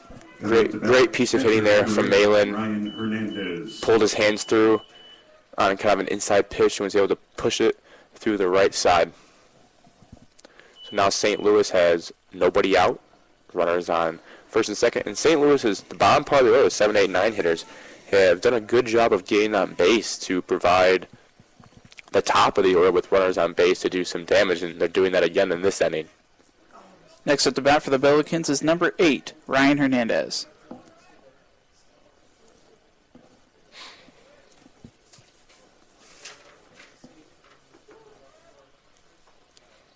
Showing bunt first, and doesn't get pulled back quick enough, and it's a strike. Yeah, for the bunt coverage for Butler with runners on second and first are having the first baseman, Garrett Chrisman, charge and keeping the third baseman home so he's there for in case they can make a throw there. We'll see if Hernandez, he showed the bunt very early last time, obviously a sacrifice, so we'll see if he does that again.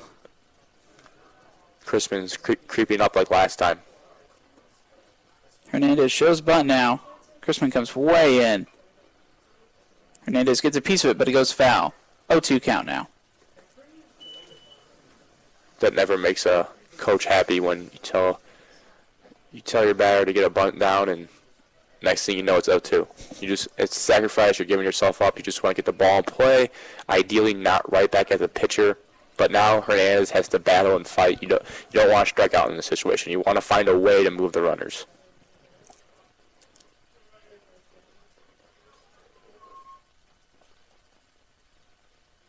Miller surveying the runners on base. 0-2 pitch.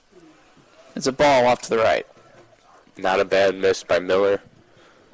Seeing if Hernandez will bite on a pitch that's out of the zone.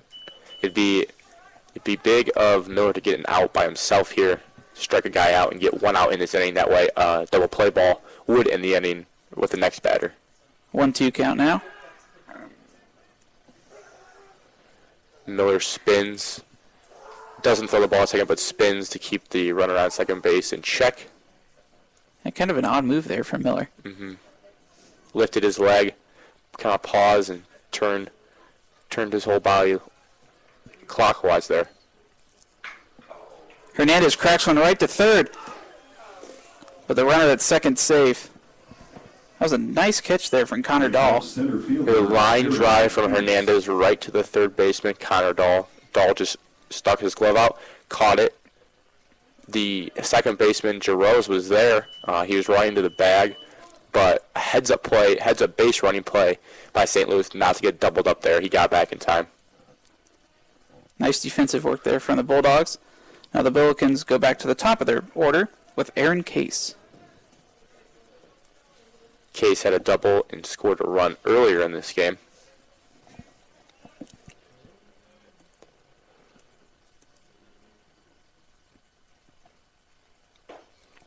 First pitch to Case is a strike right down the middle.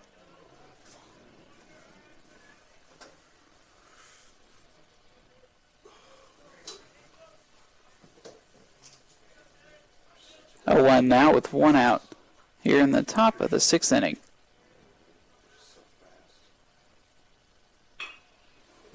There's a hit by Case, low hit to first base, and Garrett Christensen just can't get underneath it and loses it. Runners advance to third and second with Case heading to first. Tough play for Chrisman. The ball pulled him over quite a bit to his right, and with the middle infielder, Jarosz, the second baseman, playing double play depth, he was more towards second base, so Chrisman probably felt like he had to get that ball. If he would have let it go, Jarosz may have been able to get there and at least get one out, but you can't knock the aggressiveness by Chrisman to try to make a play there, but it kicked off the heel of his glove there. Base is loaded now for the Billikens with one out in the top of the 6th. They lead 4-3 over the Bulldogs.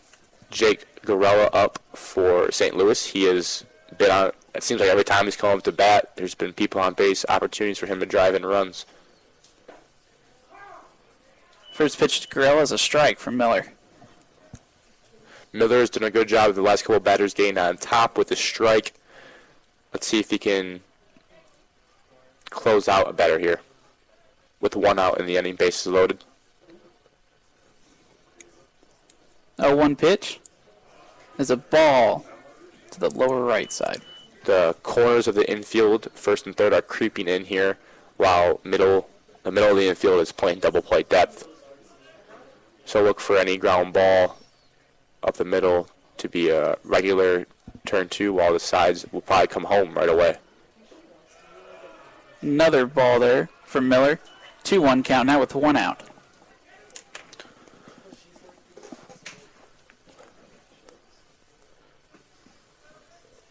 See how aggressive Gorilla is here with a 2-1 count and bases loaded. He's probably looking to drive a pitch into a gap somewhere. Another low pitch for Miller. Now it's a 3-1 count with 1 out. Miller has no place to put Gorilla. If he throws another ball, it'll walk in the run, which is, you never want to do that. So look for a fastball right down the heart of the plate here. Here's the pitch. Foul tip there from Gorilla. Full count now. Gorilla, if he had a little bit more patience there, he would have been right on with that. He swung out of his shoes there, and he was a little bit early that it hit off the end part of the bat and fouled it off. But a good job by Miller to test him and not walk him. He's got to make Gorilla earn it in a situation like this instead of just giving him a free base. Here's the full count pitch. Gorilla rips it, but it's a foul off to the right.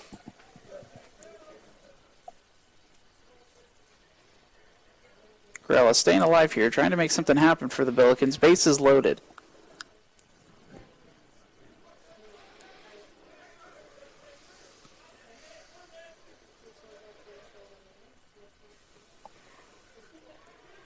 Miller taking his time getting set up.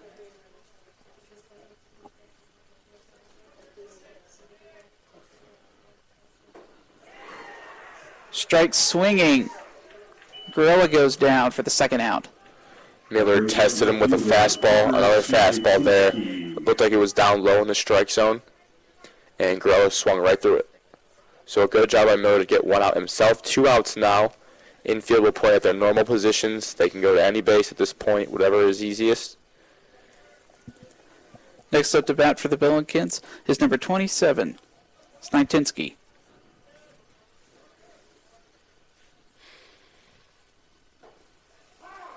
First pitch to Snitinsky is a strike. And Snitinsky had that big triple actually in the last inning that drove in 3 runs. Before that, he struck out twice.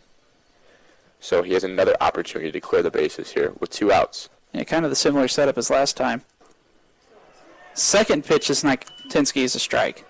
Miller is doing a great job of pitching away from Snitinsky, but still right on the edge of the outside part of the plate, whereas the umpire is calling it a strike. So he finds himself up 0-2 now with plenty of room to work and see if he can get Snitinsky to chase a pitch outside of the zone. There's a low pitch there from Miller. Thinking he would have some trouble with it, but no runners advance. Solid job again by Hewitt. Looked like the ball went into his glove as he dropped down to block it. With a runner on third, once again, any ball that gets by him will likely result in a run. 1-2 count now for Miller with 2 outs.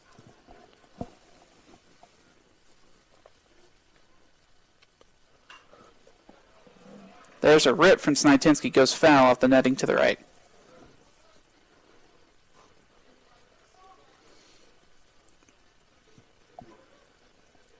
So Miller is attacking Snitinsky on the outside because last at bat for Snitinsky, he was able to pull a pitch on the inside part of the plate for a triple. There's a low pitch for Miller, but Snitinsky swings and it goes foul. Just got a piece of that one down low, kind of inside.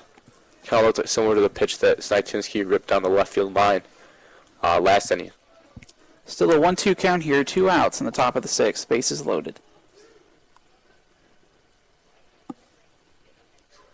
Next pitch for Miller is a swinging strike for the third out at the top of the sixth inning. Miller slowed it down there, didn't go with the fastball. He threw him an off speed, maybe a change up there on the outside, and he had Snitensky way out in front. Out in front of that, he swung right through it. So a great job by Miller to get out of that jam. Now we'll head to the bottom of the sixth with St. Louis still leading 4-3. You are listening to Indie Blue Radio, Butler Baseball, and we'll be back after the break.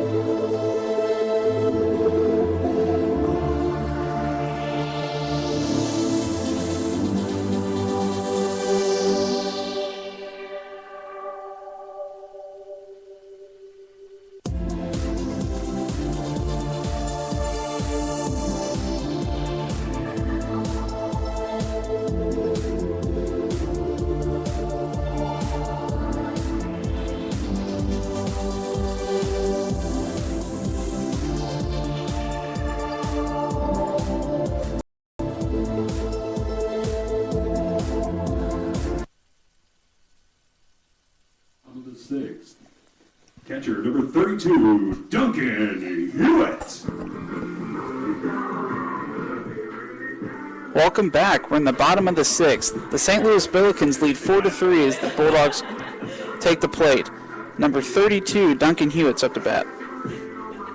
There's a pitching change for St. Louis during the break. Number 10, Aaron Patton, another left-handed pitcher, has stepped up to the mound for the Billikens. He's a junior transfer. He was at Crowder Community College last year and made 14 starts there, but now he finds himself in a reliever role for St. Louis. First pitch from Patton is a ball on the right side of the plate. Like you said, another lefty here for St. Louis, so no change up there for Butler batters. Second pitch is still a ball on the right side of the plate. 2-0 count. Patton's kind of an imposing figure on the mound. He's listed at 6'6", 220, and on that mound he looks even taller, so he's kind of throwing very downhill towards these Butler batters. There's the first strike for Patton.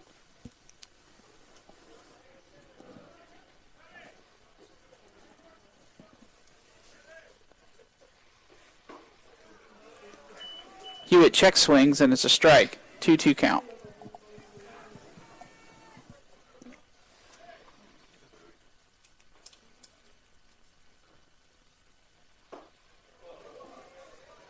Two-two pitch is a low strike, called out. Duncan Hewitt strikes out on Aaron Patton's first appearance. Hewitt looks rather confused as he walks back to the dugout. He did not like that call. It drew some displeasure from the Butler fans over here. It was a low breaking ball, but you rang him up. Next up to bat for the Bulldogs is number 33, Connor Christman. First pitch to Christman is a strike.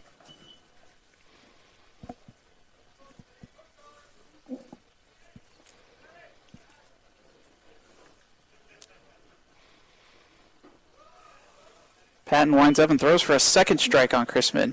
Patton has come in and done a nice job of attacking the strike zone right away. First with the fastball there, and that last pitch was a curveball again, similar to the pitch that he struck out the last batter with. Next pitch is low and to the right. Ball. 1-2 count here for Patton with one out in the bottom of the sixth inning.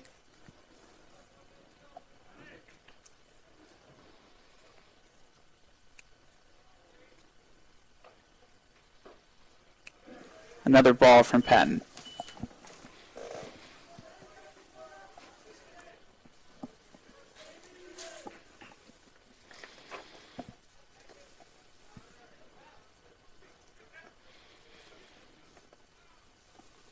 Two-two pitch is a foul hit from Connor Chrisman off to the right side. And for this year, for Aaron Penn, he has a 2.84 ERA. He's 3-0, and he's had 7 appearances for St. Louis so far, so quite a bit of time on the mound. Chrisman gets another piece of it, but another foul tip off to the safety net on the right. Good job of Chrisman here to battle and not give in. He's seen a decent host of pitches.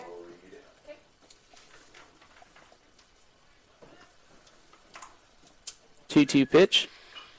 Chrisman gets another piece of it, but another foul off to the right. Yeah, Chrisman's just kind of leaning over, lowering his shoulder, and making sure he can extend it and reach the outer part of the plate and just keeps following things, following the ball straight back to the right every time. Yeah, trying to stay alive here with a 2-2 count and 1 out. Chrisman hits one down the third, right to the third baseman, who overthrows first.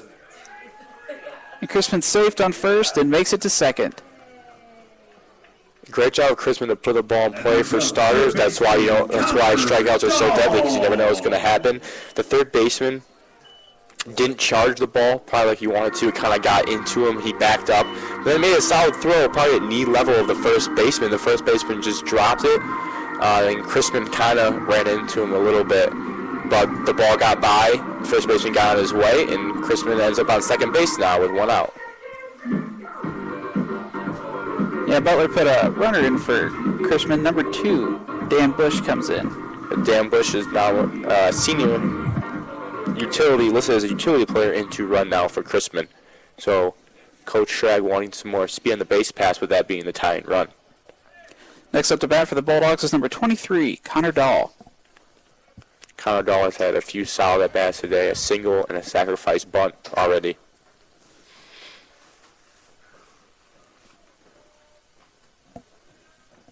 Patton eyes the runner on second. Looks like he throws and kind of skips off the mound there. Yeah, he's keeping Bush in check there with the spinning pickoff move, but didn't actually throw the ball to second. Patton eyes the runner again, decides to throw. Swing and a miss there from Connor Dahl with a low strike.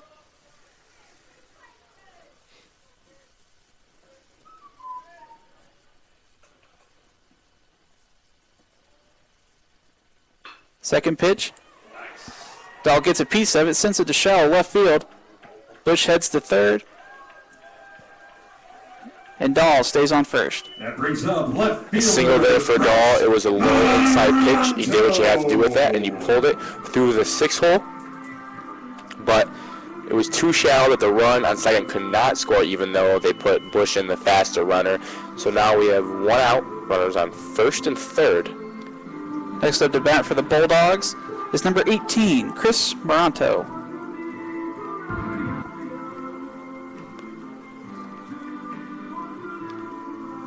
Scores 4-3 at the bottom of the 6th inning with 1 out for the Bulldogs.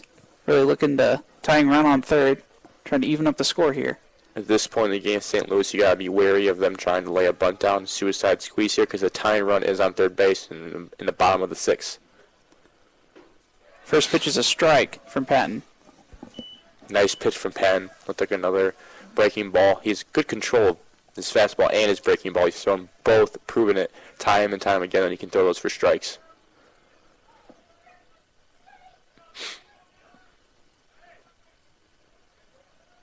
Patton eyeing the runner on first. Decides to throw it over there. But Connor Dahl can get back to first and safe. Connor Dahl has drawn a lot of throws from St. Louis pitchers today. He hasn't stolen a base yet this year, but his leads have been good and aggressive. Here's a pitch, a loose ball down below. Pitcher Hernandez throws it to Patton. Patton runs over and tries to tag out Bush at home, but Bush slides in and is safe to give the Dogs the tying run. Either Hernandez did all he could to keep it in front. He got a piece of it, but it rolled a little bit back behind him into the grass behind the home plate. Bush did not hesitate and broke for home. Head first slide, which is kind of rare into home plate. You usually don't want to go head first into home. Patton did a good job of covering home, but Bush slid right underneath the tag, extended his hand, and it's a tie game now, 4-4, with one out and a runner on second now. Yeah, that's when the height of Patton kind of doesn't work so well with the smaller Bush running into home. Very true.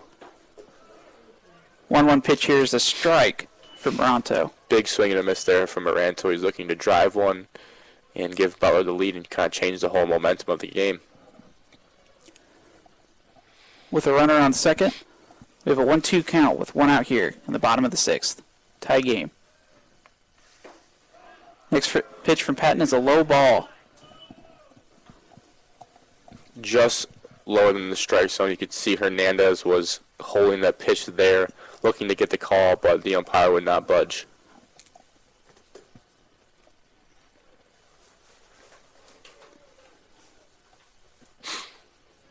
Even count now at 2-2. Here's the pitch. Moranto swings and a miss for the strikeout. It's like a breaking ball that broke lowered inside, and Moranto swung right through it. That's his second strikeout of the day. 2 outs now in the inning. Bulldogs back to the top of their batting order. Zach Giroux steps up to the plate. This will be the 4th time through now for Butler, so they've got a good look. Good deal of action today, or good deal of at-bats. First pitch to Giroux is a strike. Bulldogs here with 2 outs and the leading run on second. 0-1 count. Dahl's extending his lead out there at second base because he knows as soon as there's contact, he's off, breaking for home. High foul tip there for Giroux. Goes out of the park.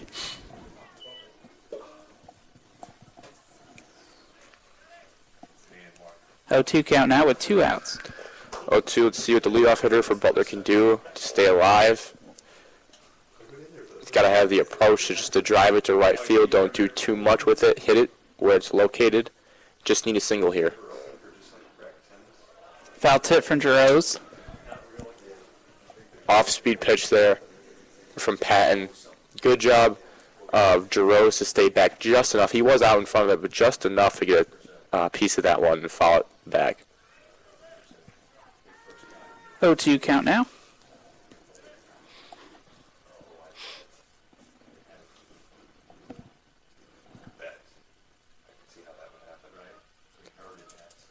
Patton checks the runner on second and steps off the mound.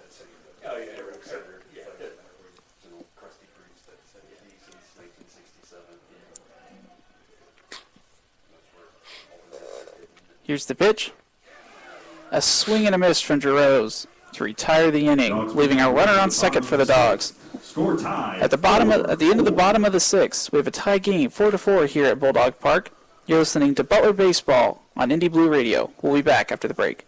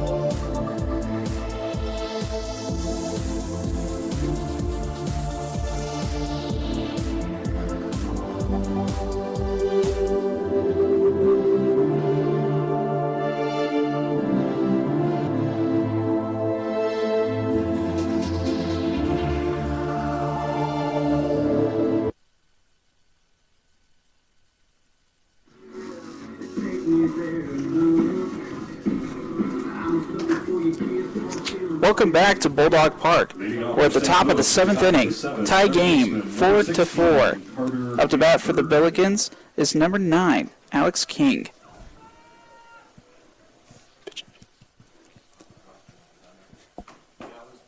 There's a pitching change for Butler during the break. Number 31, Brock Balderson, a sophomore right-handed pitcher, steps in. He gets on top early. Fouled straight back. 0-1 count here. Good start for Brock. One thing you got to respect about Balderson right away is he's out here in short sleeves in 38-degree weather. Everyone else around is in long sleeves, but he's going with short sleeves as a pitcher. Looks like a change up there. Missed high a little bit. 1-1 count for Balderson. Here's the pitch. Another ball, just a little too high.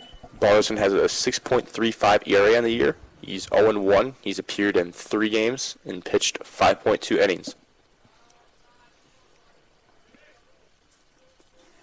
2-1 pitch. Finally gets it in there for a strike. One thing he's got going for him, too, is he had to walk a batter this year, which is always good. So look for him to pound the strike zone. Hard pitch there, but King gets a piece of it, rips it deep left field, and out of the park for a home run. Wow, that was a shot. Impressive display of power for number 16, Hanford. The wind is blowing in all game long, straight in, and it just looked like a fastball that hung out probably belt high, middle of the plate. He turned his hips and pulled it just to the left of the 375 sign out there in left center field. On a line, too, which is how you get. Is the only way you can hit a home run today on a line, because if it gets too high up in the wind, it's not going to get out. So at the top of the 7th, the Billikens now lead 5-4, following a home run from Carter Hanford. Up to bat now for the Billikens is number 9, Alex King. Let's look to see how Balderson responds for that. His first pitch to King was a ball. Obviously, as a pitcher, you never want to give up a home run that leads to a lead for the other team, especially this late in the game. So look for him to get back into a groove.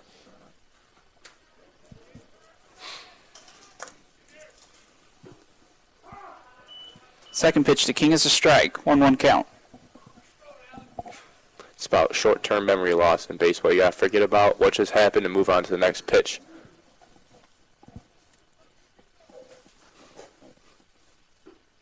Another strike here for Balderson. Balderson is attacking the lower part of the zone this at-bat to King. He's doing a good job of hitting his spots. King's not even swinging it because they're a great location. 1-2 pitch, fouled back by King.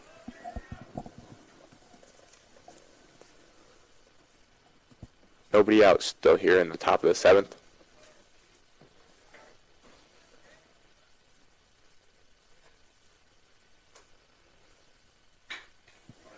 King rips one.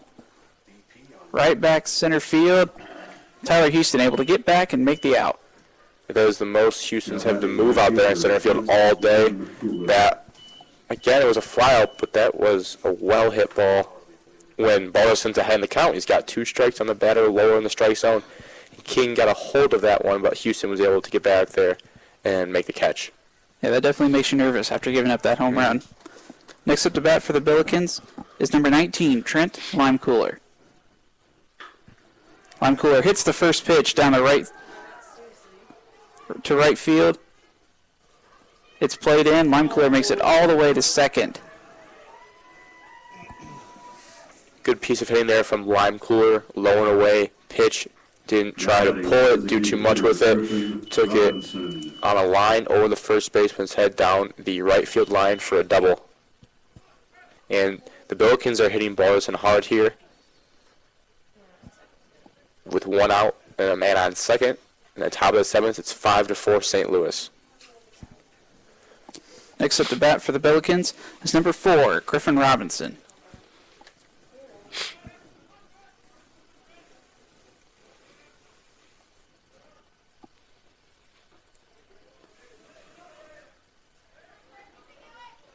First pitch to Balderson is low, but a check swing there from Robinson gets a strike.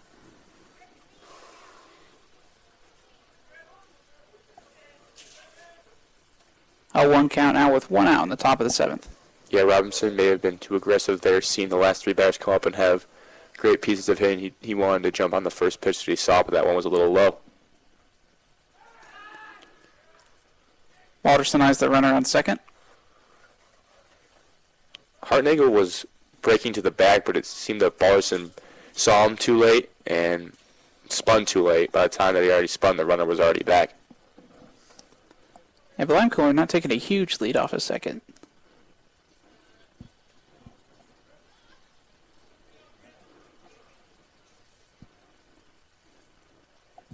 Just pitched by Balderson. Strike 2.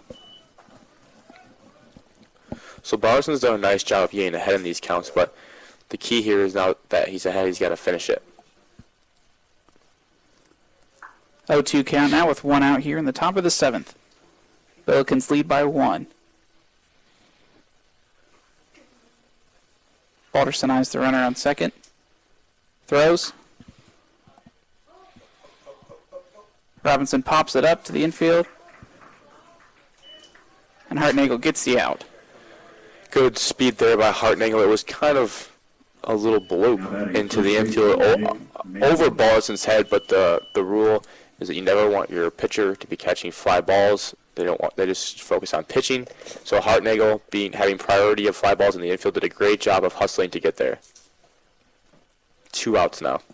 Next up to bat for the Billikens is number 7, Nick Malin.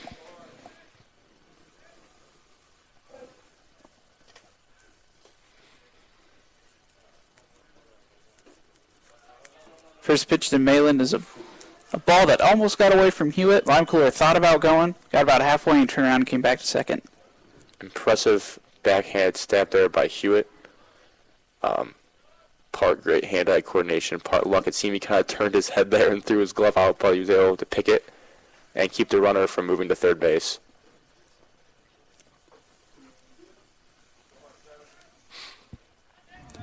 One 0 count now with 2 outs.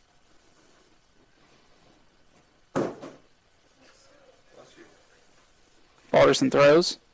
Strike.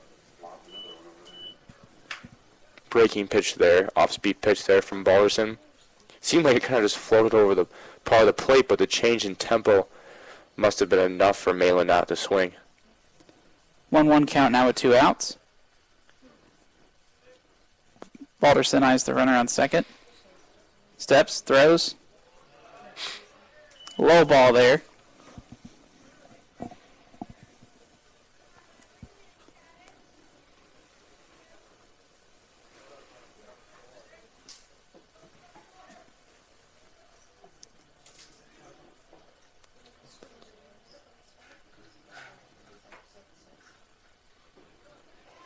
Another low ball from Balderson. 3-1 count now with 2 outs. And Balderson getting behind in the count now. Great opportunity here for Malin to extend his team's lead. 3-1 count, 2 outs, man at second base, looking for 1 pitch to drive.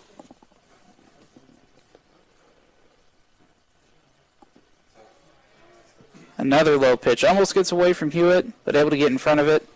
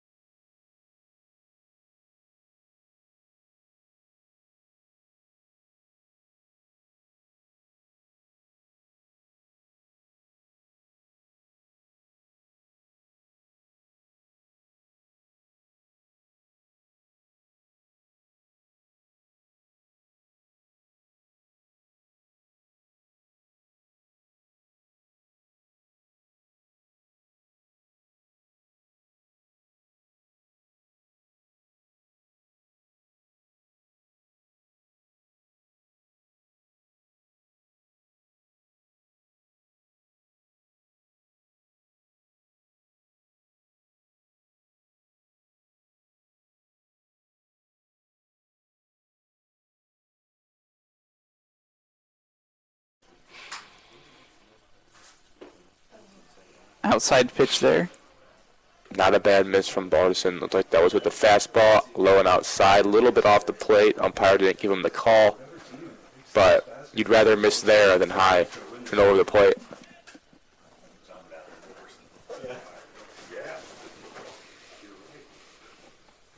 Balderson eyes the runner on second. 1-1 pitch. Another ball low to the right.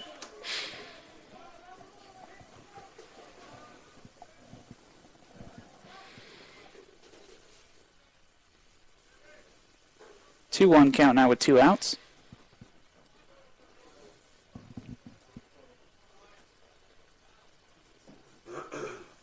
Balderson throws. Line hit there from Hernandez. But Mike Hartnagel able to get the throw to first and get the out. Yeah, off the bat there, thought that was going to get through to center field and possibly score a run, but Hartnagel did a great job of covering a lot of ground there to get the ball that was pretty much directly over the second base bag and make a play at first to get Hernandez out, to get out of here with only 1 run left, and off the home run from Hanford. It'll be 5-4 St. Louis heading into the bottom of the 7th. You're listening to Butler Baseball on Indy Blue Radio, and we'll be back right after the break.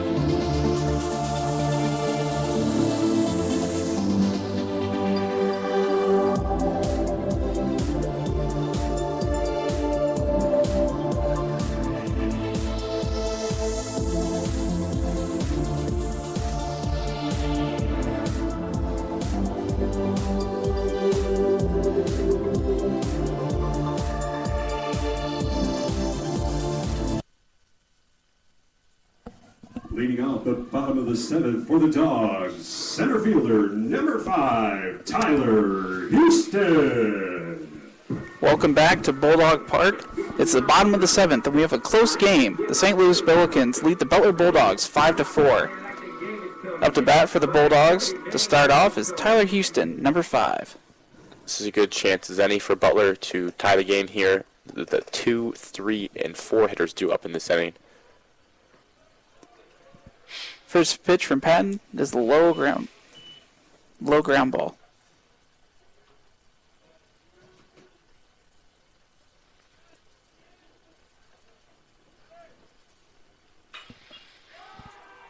Second pitch, Tyler Houston hits a pop-up. Looks like it's going foul.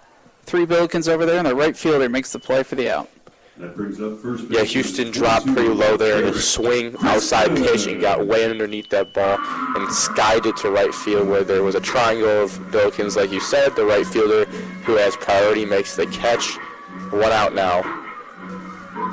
Next up to bat for the Bulldogs is number 22, Garrett Christman.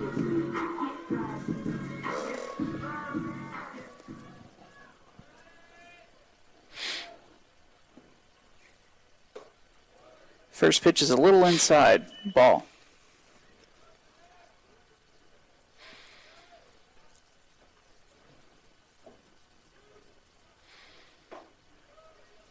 Second pitch is low. Ball 2.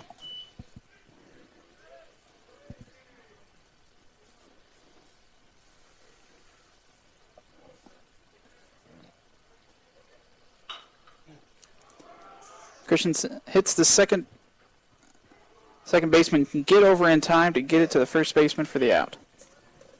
Yeah, Crispin really likes the inside pitch, inside kind of high catch. Where he's made contact in his 3 at-bats. One time it worked out, he got 2 RBI single, but that time didn't get enough of it and grounded out to the second baseman. 2 outs now in the inning. Yeah, 2 outs for the Bulldogs. Up next is number 4, Mike Hartnagel. First pitch is inside. Yeah, backed Hartnagel up off the plate a little bit.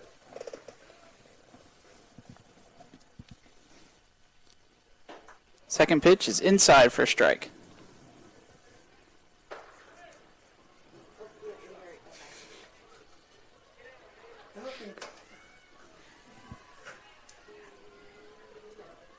One count now with 2 outs. Patton throws.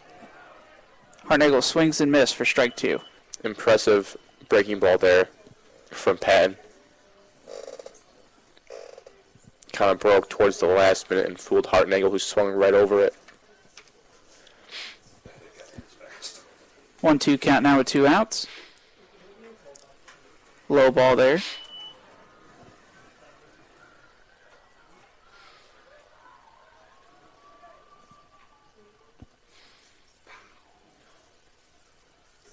Two count now with 2 outs in the bottom of the 7th.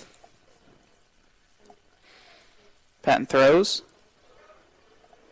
Hartnagel check swings, but's fine. Called a ball. Good job to hold up there by Hartnagel and push the count to a full count here. Patton's been missing low quite a bit, or attacking low this at bat. So let's see what he does here with the full count. Yeah, Bulldogs really need to get on base here if they want to come back in this game. Next pitch. It's a foul tip caught by the catcher for out number 3. Foul tip. Good, great inning there for Patton. Quick inning. Took out the 2, 3, 4 batters like it was nothing. So we will move to the top of the 8th inning, with St. Louis still leading 5-4 thanks to Hanford's home run last inning. You are listening to Butler Baseball on Indie Blue Radio, and we'll be back after the break.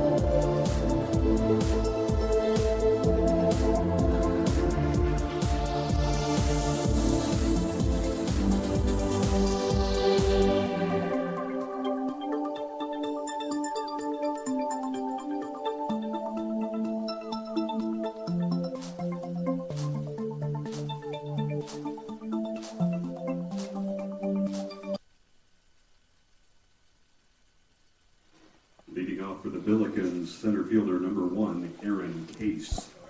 Welcome back. We're at the top of the 8th inning, where the St. Louis Billikens lead 5-4. During the break, there's a pitching change for the Butler Bulldogs. Danny Poporeco will take the mound as a right-handed pitcher.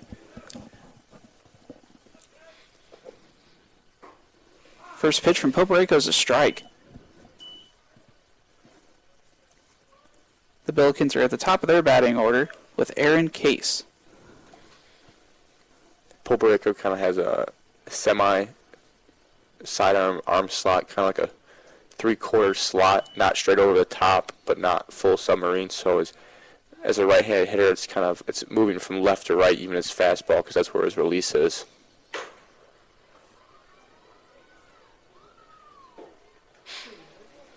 There's a low ball there from Poporeco. 2-1 count. Poporeco has a season 3.00 ERA, no wins and no losses, and he's appeared in 4 games.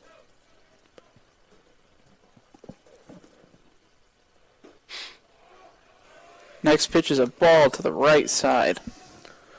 So it seems that Coach Schrag is looking to let a lot of pitchers see the mound. Now this is the fourth pitcher of the game. They've had 3 come on in relief and kind of giving the guys some experience in the non-conference play.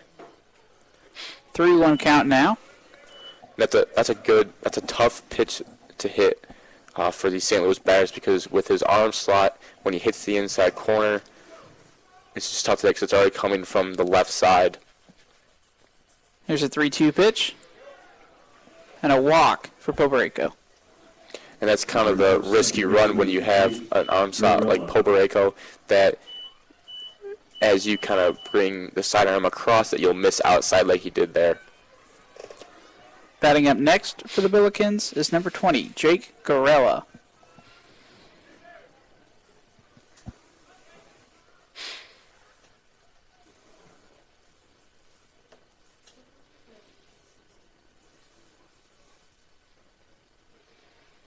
Pobereko has the runner on first, throws, and a foul tip from Gorella. Looked like St. Louis opted for a hit and run there. The runner was in motion on the pitch. They have the lead 5-4, but they're trying to build that lead by a run, give their relief pitchers a cushion. They're going to see if they can scratch out a run here on the top of the 8th any way they can. 0-1 count now with no outs here at the top of the 8th. Pobereko checks. Decides to throw to first, but Case is back with enough time. Not a bad move from Pobereko, a jump throw there.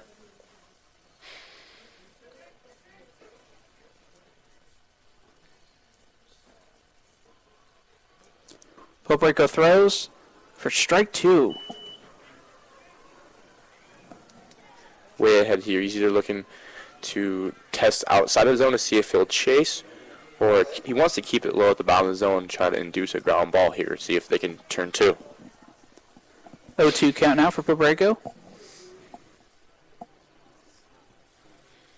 Throws. A loose ball for Hewitt, and Case advances a second. And that kind of eliminates the double play opportunity there. Looked like the ball from Pobereko was low and kind of went right through Hewitt's 5-hole all the way to the backstop. Definitely not what you want to do if you're the Bulldogs here, down 5-4 in the top of the 8th. We have a 1-2 count now with a runner on second. Nobody out in the inning, too. Here's the pitch. A little high for the umpire's liking, called ball. Either that or had to be high, because it looked like he was running the outside edge of the plate. Hewitt held it there for a little bit to see if the ump would bite, but he did not, so it's 2-2. Pobereko has the runner on second. Pitches. A little hit there from Gorilla. Dahl tries to make a play on it, but trips and falls.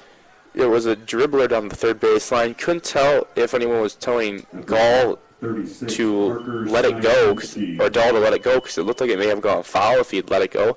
But he got the ball fielded just before the third base, and then it looked like he tripped right over the base and fell down. So an infield hit there for Gorella, and now St. Louis, like they have in feels like the couple past innings, have runners on first and second with nobody out in the heart of their order. Up now for the Billikens is number 27, Parker Snitinsky. Here's the pitch. Snitinsky going to bump, but Pobereko throws over his head. A little scary there.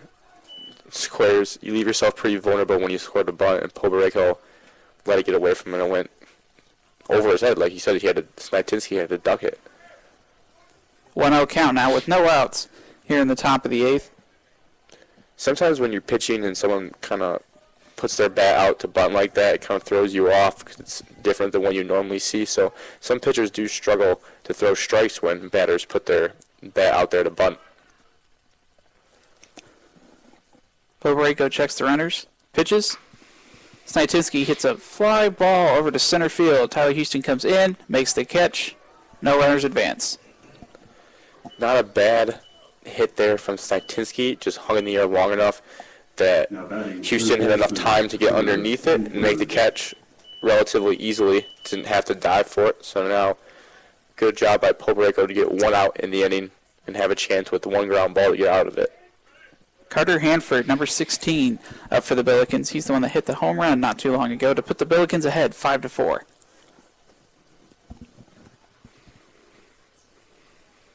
Pobrico checks the runners, pitches, low ball to the right side.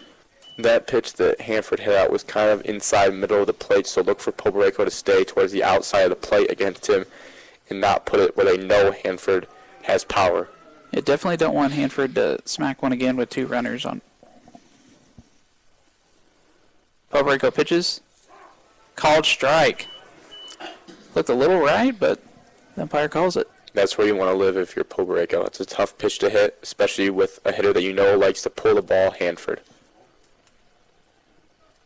1-1 count now with 1 out at the top of the 8th. Pobrico pitches. 2 low there. Called ball. Not a bad miss. 2-1 count now with runners on second and first for the Billikens. Hanford behind ahead 2-1.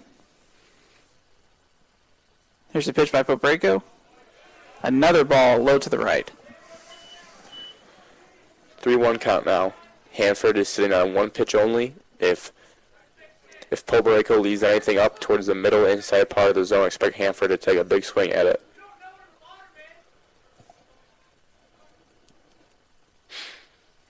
Pobrico checks the runners. And steps off the mound. He's keeping Aaron Case honest there on second base. Doesn't seem like Case is trying to go anywhere. Now we'll have Hewitt come out to the mound to talk to Pobrico about maybe what they want to do here with Hanford, because you don't want to walk him here because then that loads the bases. They don't have any place to put him. And you have Alex King on deck, who was hitting .345 coming into this game. So on deck, the problem there is not any easier than the one you're facing right now. And Bulldogs trying to stay alive in this game, down 1 run at the top of the 8th. Pobrico gets ready to pitch. 3-1 count now with 1 out. Checks the runners. Pitches. Low to the right, and he walks Hanford.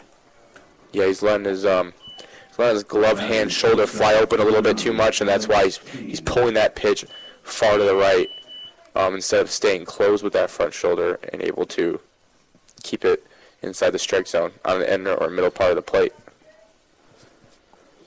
Bases loaded now for the Billikens with number 9, Alex King, up to bat. With only 1 out. Big opportunity here for the Billikens to extend their lead. On the flip side, for Butler to get out of this jam and stay in the game. Pobrico pitches. Right side of the plate for a ball. Same pretty much spot that he missed in that last pitch to Hanford. He's going to have to make a slight adjustment.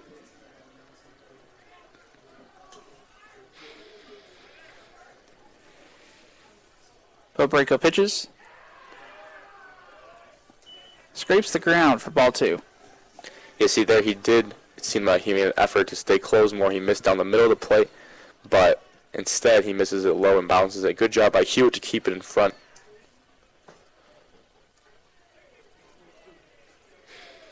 Two-0 count now with 1 out. Here's the pitch. Check swing from King, and it's a strike. Inside part of the plate there, so now Pobrico's came all the way back to the inside part of the plate. Fortunate to get that call there. Froze King up. 2-1 count now in the top of the 8th with 1 out. Pobrico pitches. Called, strike 2. King looks back at the umpire. Didn't like that call. He must have thought it was low because it was down at the heart of the plate, but it sat around his knee and shins. Even count now at 2-2. Pobrico steps and throws. It's a foul tip by Alex King.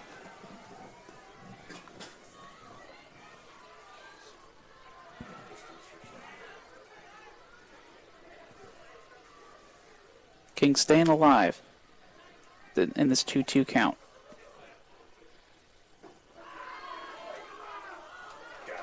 Pobrico strikes out King for the second out of the inning. Yeah, that was similar to the pitch that King saw earlier in the bat that he didn't like. The call from the umpire. It was low towards the outer part of the plate, but the umpire showed earlier in the at-bat that he would call it, and he did again. 2 outs now. Nice momentum here for the Bulldogs as Trent Limecooler, number 19, steps up to the plate for the Billikens. First pitch is a strike to Limecooler. Limecooler, it's tough because the way Pobrico likes to pitch to the outside, Limecooler's had 2 nice hits to right field today, so it might play right into his hand of going opposite field. Bases loaded here, a 1 count with 2 outs. Limecooler reaches for that one but misses, strike 2. Way out in front of that one, unlike what we've seen from him the last couple of bats, where he stayed back and taking it to right field. He tried to pull that one because Pobrico slowed that pitch way down. 0-2 count now with 2 outs. Pobrico throws, and it's too low, ball 1. Didn't miss by much. A good miss there by Pobrico when you're that far ahead in the count.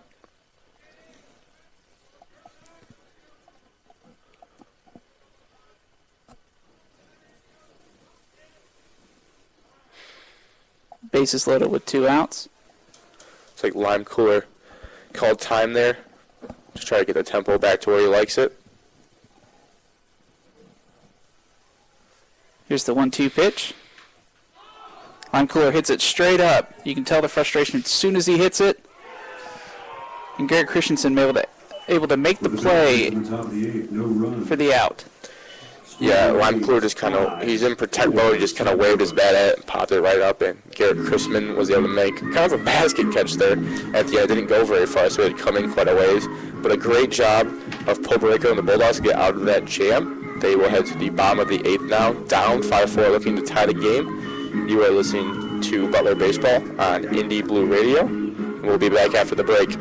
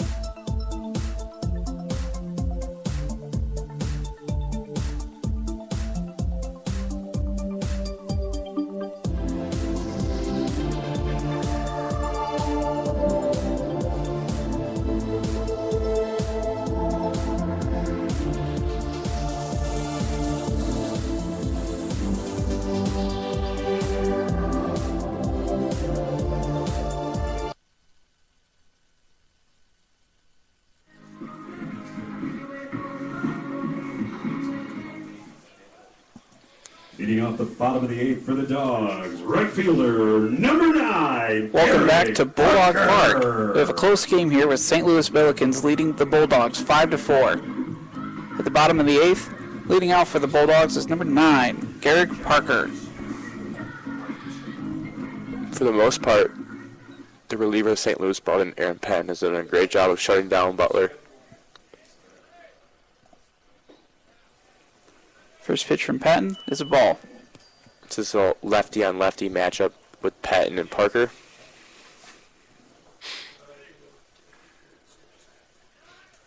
Second pitch. Hits Parker in the shoulder and he takes his base. Yeah, that stings a little bit more when it's cold like this. A good job of Parker to turn away from the ball like you're taught to do, so it hit him kind of in the backside of his shoulder as opposed to either his chest. So not what you want to do if you're St. Louis holding on to just a 1-run lead late in the game in the bottom of the 8th here. Next up for the Bulldogs is number 32, Duncan Hewitt.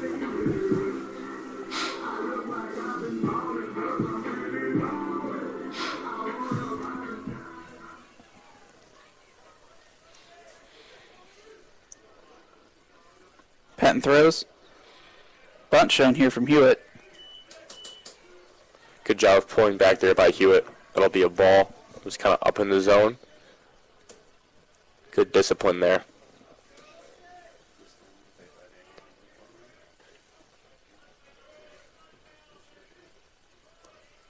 Hewitt showing bunt immediately and hits it towards third base. Parker makes it to second with Hewitt getting out at first.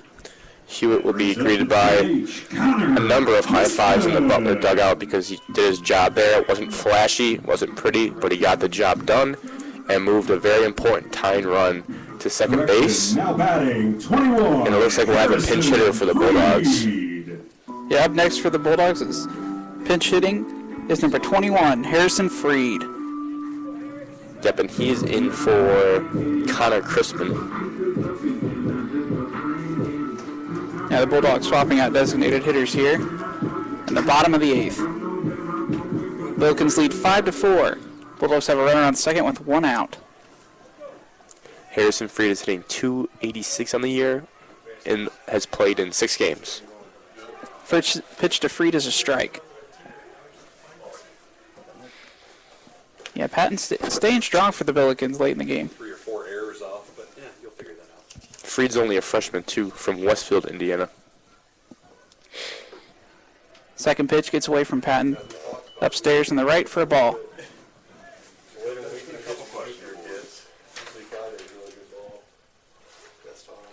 1-1 count now here. Freed's got to be looking for a pitch to drive or tie the game.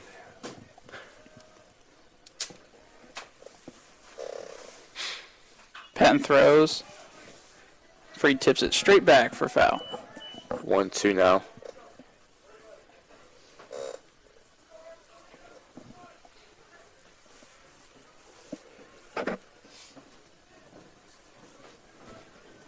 Always thought it had to be tough to come in a situation like this. You haven't played yet. You come in, thrust into the game, put a tying run on second base, taking your first live swings of the day. Unless he's a player that works well under pressure, and then should work well. Another foul tip there from Freed.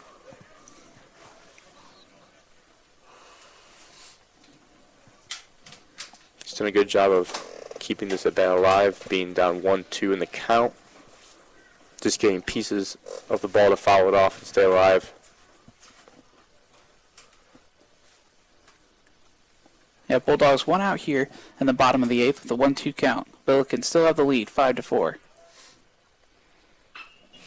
Patton throws and Freed hits it to shallow left field. Parker flies around third, heads to home, and the tying run scores. Freed caught in the pickle, gets to second, and the first baseman overthrows second, but Freed stays. What a play from the Dogs. Very clutch hitting. Pinch hitter hadn't swung in the game yet. Comes in Harrison Freed, gets an inside low pitch that he's able to club, kind of like a golf swing, club it into left field over the third baseman's head.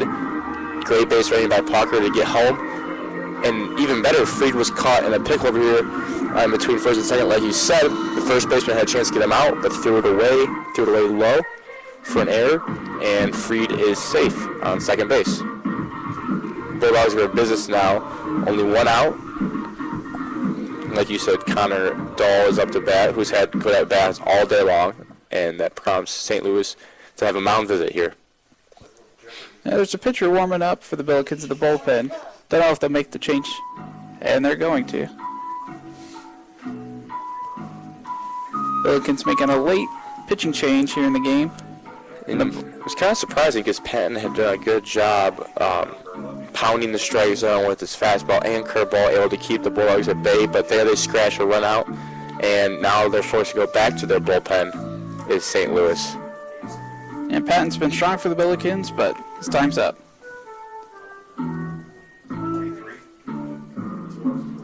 Pitching change for the Billikens on sophomore right-hander 23, Tom Bushnell.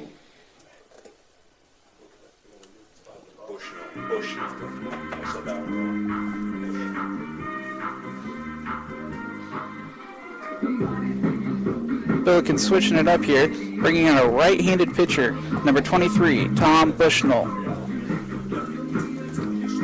Like you said, a right-handed pitcher. He's a sophomore.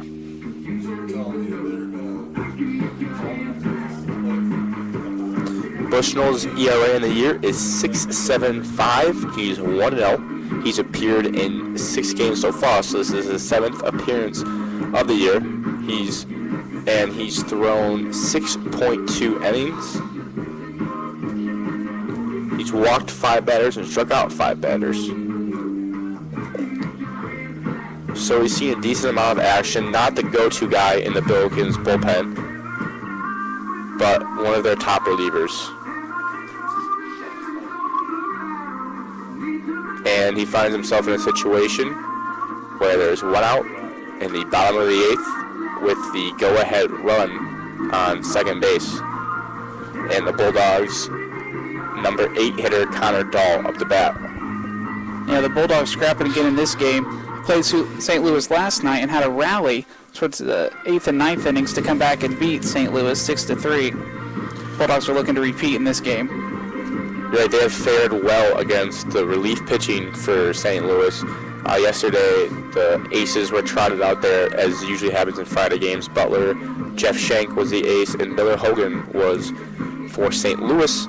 And those pitchers both did a good job of keeping the teams at bay. But then when St. Louis brought in their closer in the 8th inning, Butler exploded for 4 runs, and they wound up winning that game 6-3, like you said.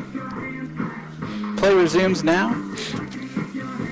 Harrison Freed's on second base for the Dogs, and Connor Dahl steps up to bat.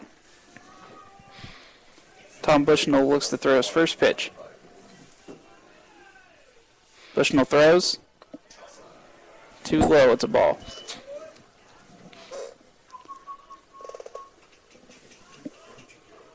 One out count here with 1 out in the bottom of the 8th. Tie game, 5-5.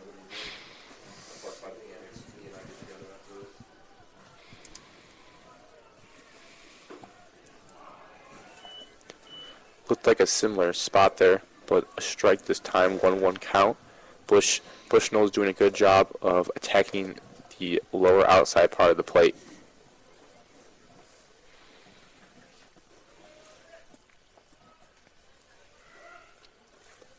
Bushnell with a fake there to try to get Freed on second. Yeah, I spun around to keep Freed in check, but once again, no one holding Freed on. Bushnell throws. Outside. Freed looked to go on that one, but thought twice about it.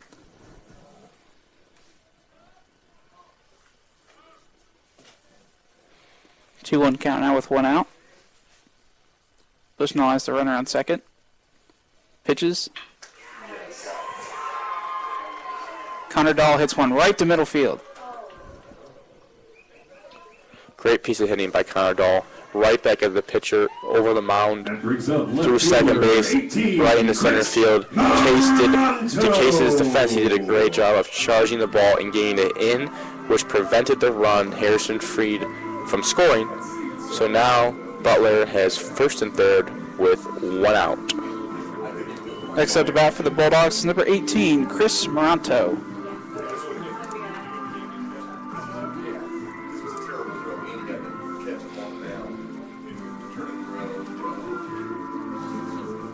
Coach Tragg giving the signals to the Dogs as they look to try to get ahead in this game. Tied 5-5 in the bottom of the 8th with a leading runner on third and another runner on first. Chris Moranos steps up to the plate. Bushnell throws. Morano gets a piece of it, but it goes foul right.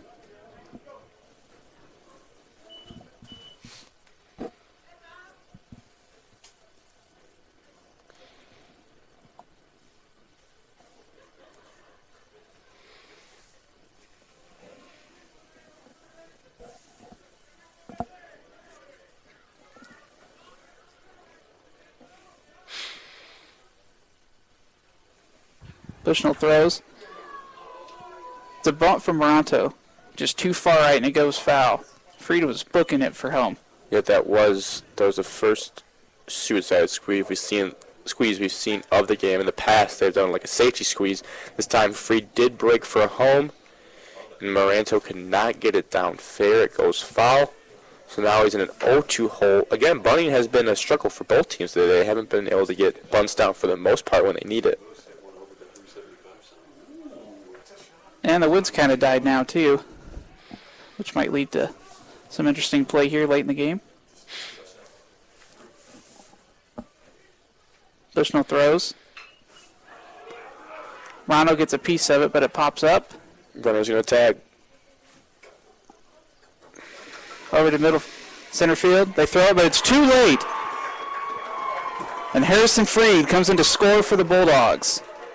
What a job by Maranto. Earlier in the game, Hartnagel had a sacrifice fly. Situation baseball from the Bulldogs. It's paid off well for them today. Maranto botches the suicide squeeze attempt, but is able to get just enough of the ball. And I think if the wind was still blowing in like it was, that probably wouldn't have scored. But the wind had died down, and it kind of crept out there, and it was just enough for Harrison Freed to score. Following that play, the Dogs now lead 6-5 here in the bottom of the 8th with 2 outs. Connor Dahl's on second, and the Dogs are back to the top of their rotation with Zach Giroux. Bushnell checks the runner on second, throws. Giroux hits it to the pitcher. Bushnell pops it up. Dahl advances to third, and Giroux makes it to first. Tough play by the pitcher. Tyler Wasn't really ready to fill his position in time. Wasn't that a hard hit of a ground ball. It was a chopper back to him, but kind of got up and he tried to backhand it, hit off the heel of his glove behind his head. So in the speedy Giroux, it was good wheels we were able to get there. And Dahl also advanced to third base. So now you have first and third with 2 outs. And Tyler Houston up the bat, and the Dogs are looking for an insurance run badly. You don't want to, just like St. Louis, you don't want to just be up 1 run. You want to add to your lead to make it even that much more difficult.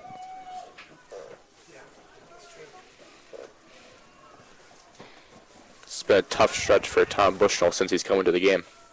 Bushnell throws. It's on the ground for a ball.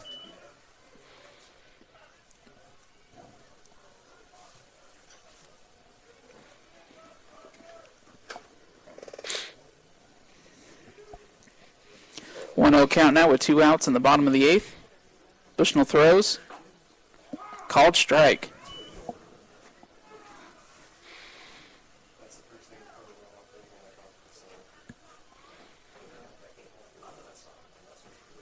Bulldogs lead 6-5 in the bottom of the 8th with runners on first and third.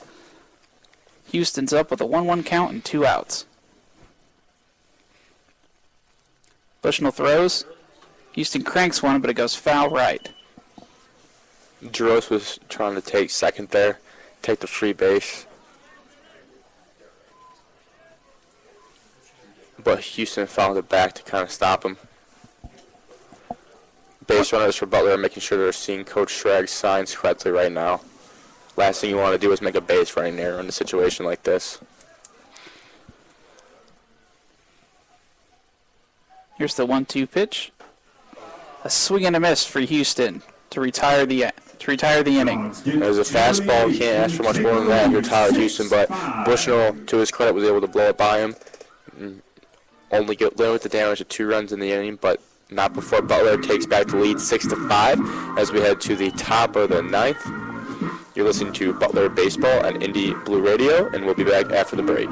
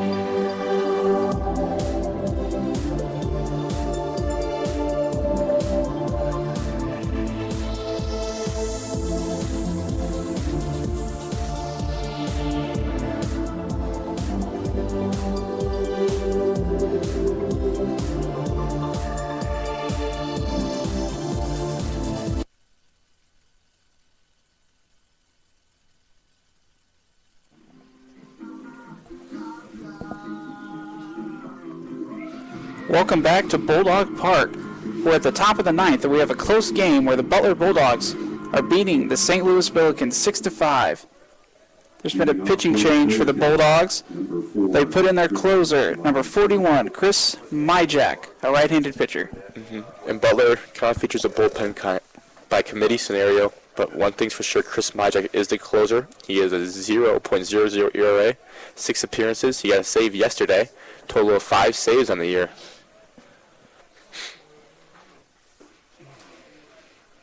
Myjack's first pitch is a little low, called ball. Up to bat for the Billikens is number 4, Griffin Robinson.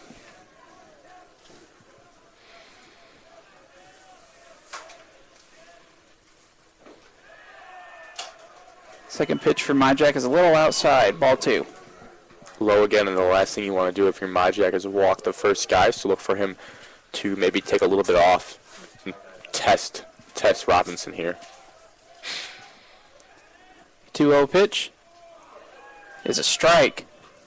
Look close to the other ones. It seems that Myjack likes to live low in the zone, a little bit outside.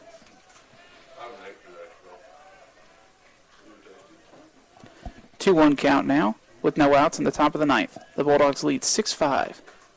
Here's the pitch. And Robinson cracks one, foul to the left. 2-2 count.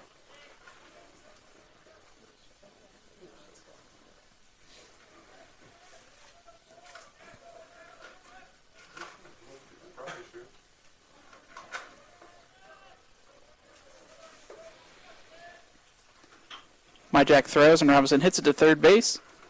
Throws it over to Garrett Christensen for the out at first. Yeah, Myjack had Robinson way out in front there with an off-speed pitch that was still towards the outside part of the play, and Robinson, all he could do was fold his hands over, roll it to the third baseman, Dahl, who made a nice strong throw, chest high, across the diamond to Chrisman. So 1 out now. Bulldogs 2 outs away from going 2-0 in this 3-game series versus St. Louis. Next up for the Billikens is number 7, Nick Malin.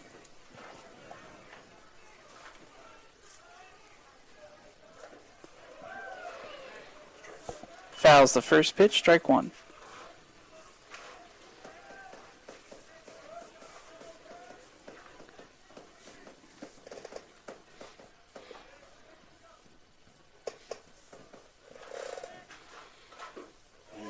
Second pitch is also a strike. A little bit different than the last batter. Myjack is attacking the zone now instead of being down 2-0 like last batter. He's now up 0-2. Myjack up 0-2 with 1 out here in the top of the ninth. Here's the pitch. Too far right, goes past Hewitt for ball 1. Yeah, he bounced that one way out in front of the plate, so much so that Hewitt didn't even go down the block. His best chance was just to throw his glove up and hope it bounced up towards it. 1-2 count now for Myjack.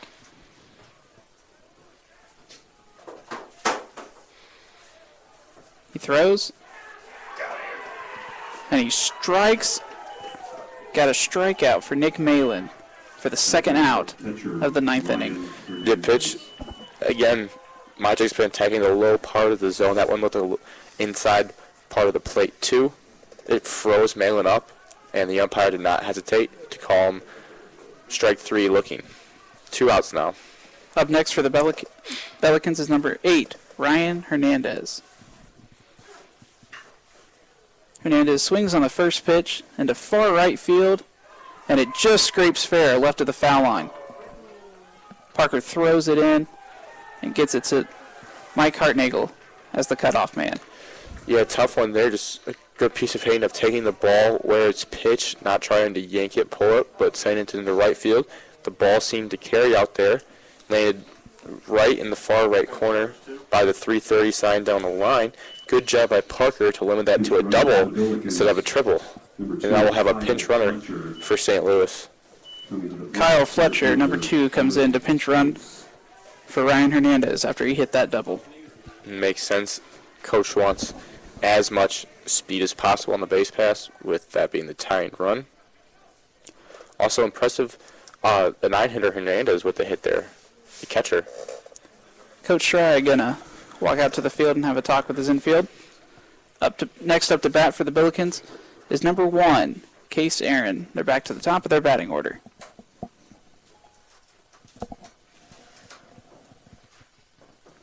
Kind of think part of it's just a reminder to the team that the runner on second shouldn't take too much of your focus up. And you get the batter out here with 2 outs. It's over. That runner on second might be, dancing around, getting a bigger lead than he should be. But Myjack needs to focus in on this batter, the leadoff man, Aaron Case, who can't be taken lightly. He's hit well. Has good speed, too. Yeah, the Bulldogs are 1 out away from closing out this game with right now they have a 6-5 lead in the top of the 9th. Aaron Case for the Billikens is up to bat with a runner on second. First throw from Myjack is a pitch that gets away from Hewitt, and Fletcher advances to third. That one bounced. Hewitt was able to square up with it, but it kicked off of him towards the right. And the runner advances to third, like you said, which doesn't hurt them that much. But the one difference it makes now is if that happens again, the pressure is going to be on. The pressure is on Hewitt to keep it in front of him and Myjack not to bounce it anymore. Because the last thing you want is a wild pitch or a pass ball to lead to the game being tied. Second pitch is low to the right. Ball. 2-0 count now with 2 outs here in the top of the 9th with the tying run on third for the Billikens.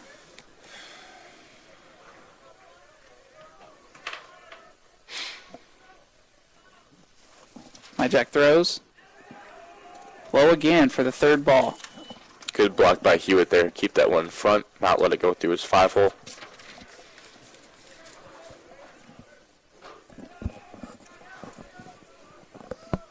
Three-0 count now for Myjack. Here's the pitch. And too far, just right of the plate, and it's a walk. So walk there. Now batting second baseman. Not terribly bad. The base was open, obviously, like we said. It's still 2 outs. Myjack's focus has to be on the batter. Don't worry about Case. He may try to steal second here. But Myjack has got to lock in on the batter. Next up to bat for the Billikens is number 20, Jake Gorella. Tying runs on third and the leading runs on first. 2 outs here in the top of the 9th for the Bulldogs.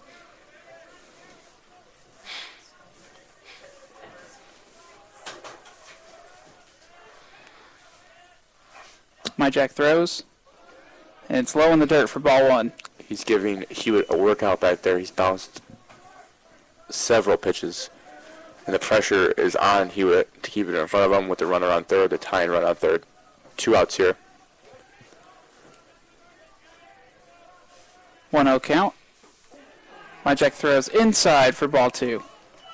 It's a tough position for Coach Shrag to be in now. A lot of times the wisdom is not to pull your closer, let him finish it out because that's his role. But if he ends up walking Gorella here, you have to wonder what Coach Shrag will do. 2-0 count now with 2 outs. Myjack throws a strike. That's good. That's a big sign of improvement there. Gorella was just tempting him, waiting until he threw a strike to make him prove himself. Now the pressure kind of moves to Gorella because if another strike by Myjack, he fouls it up, then it's 2-2. Myjack with a quick throw to first. The Case is safe. 2-1 count now with 2 outs. Yeah, he's keeping tabs on Case. But like we said earlier, the focus needs to be mostly on the batter here with 2 outs. Myjack pitches at eye level with Gorella there for ball 3. Myjack showing some visible frustration on the mound with himself after he missed there. 3-1 count now with 2 outs with runners on first and third for St. Louis. Walk here would load the bases, not what you want to do. Myjack throws, and he walks Gorella. Bases loaded now for the Bulldogs with 2 outs in the top of the 9th. Just holding on to a 1-point lead here.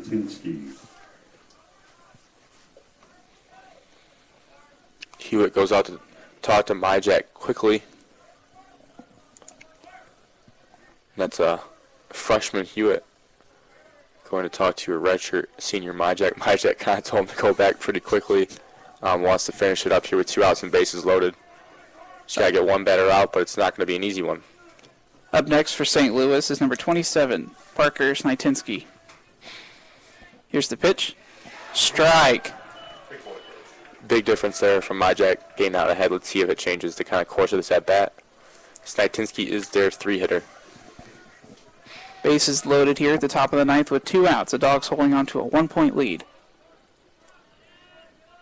Here's the pitch.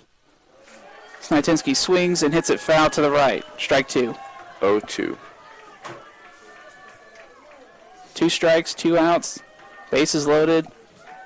This is a lot of pressure on Chris Myjack right Sometimes saves aren't as pressurized because you may have a 2-run lead, but this is a serious save. He's only have a 1-run lead. Bases loaded with 2 outs.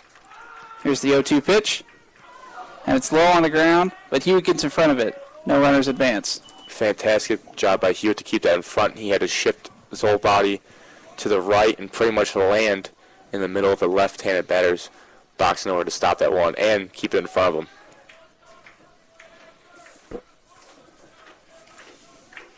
1-2 count now with 2 outs. Bases loaded. Myjack throws.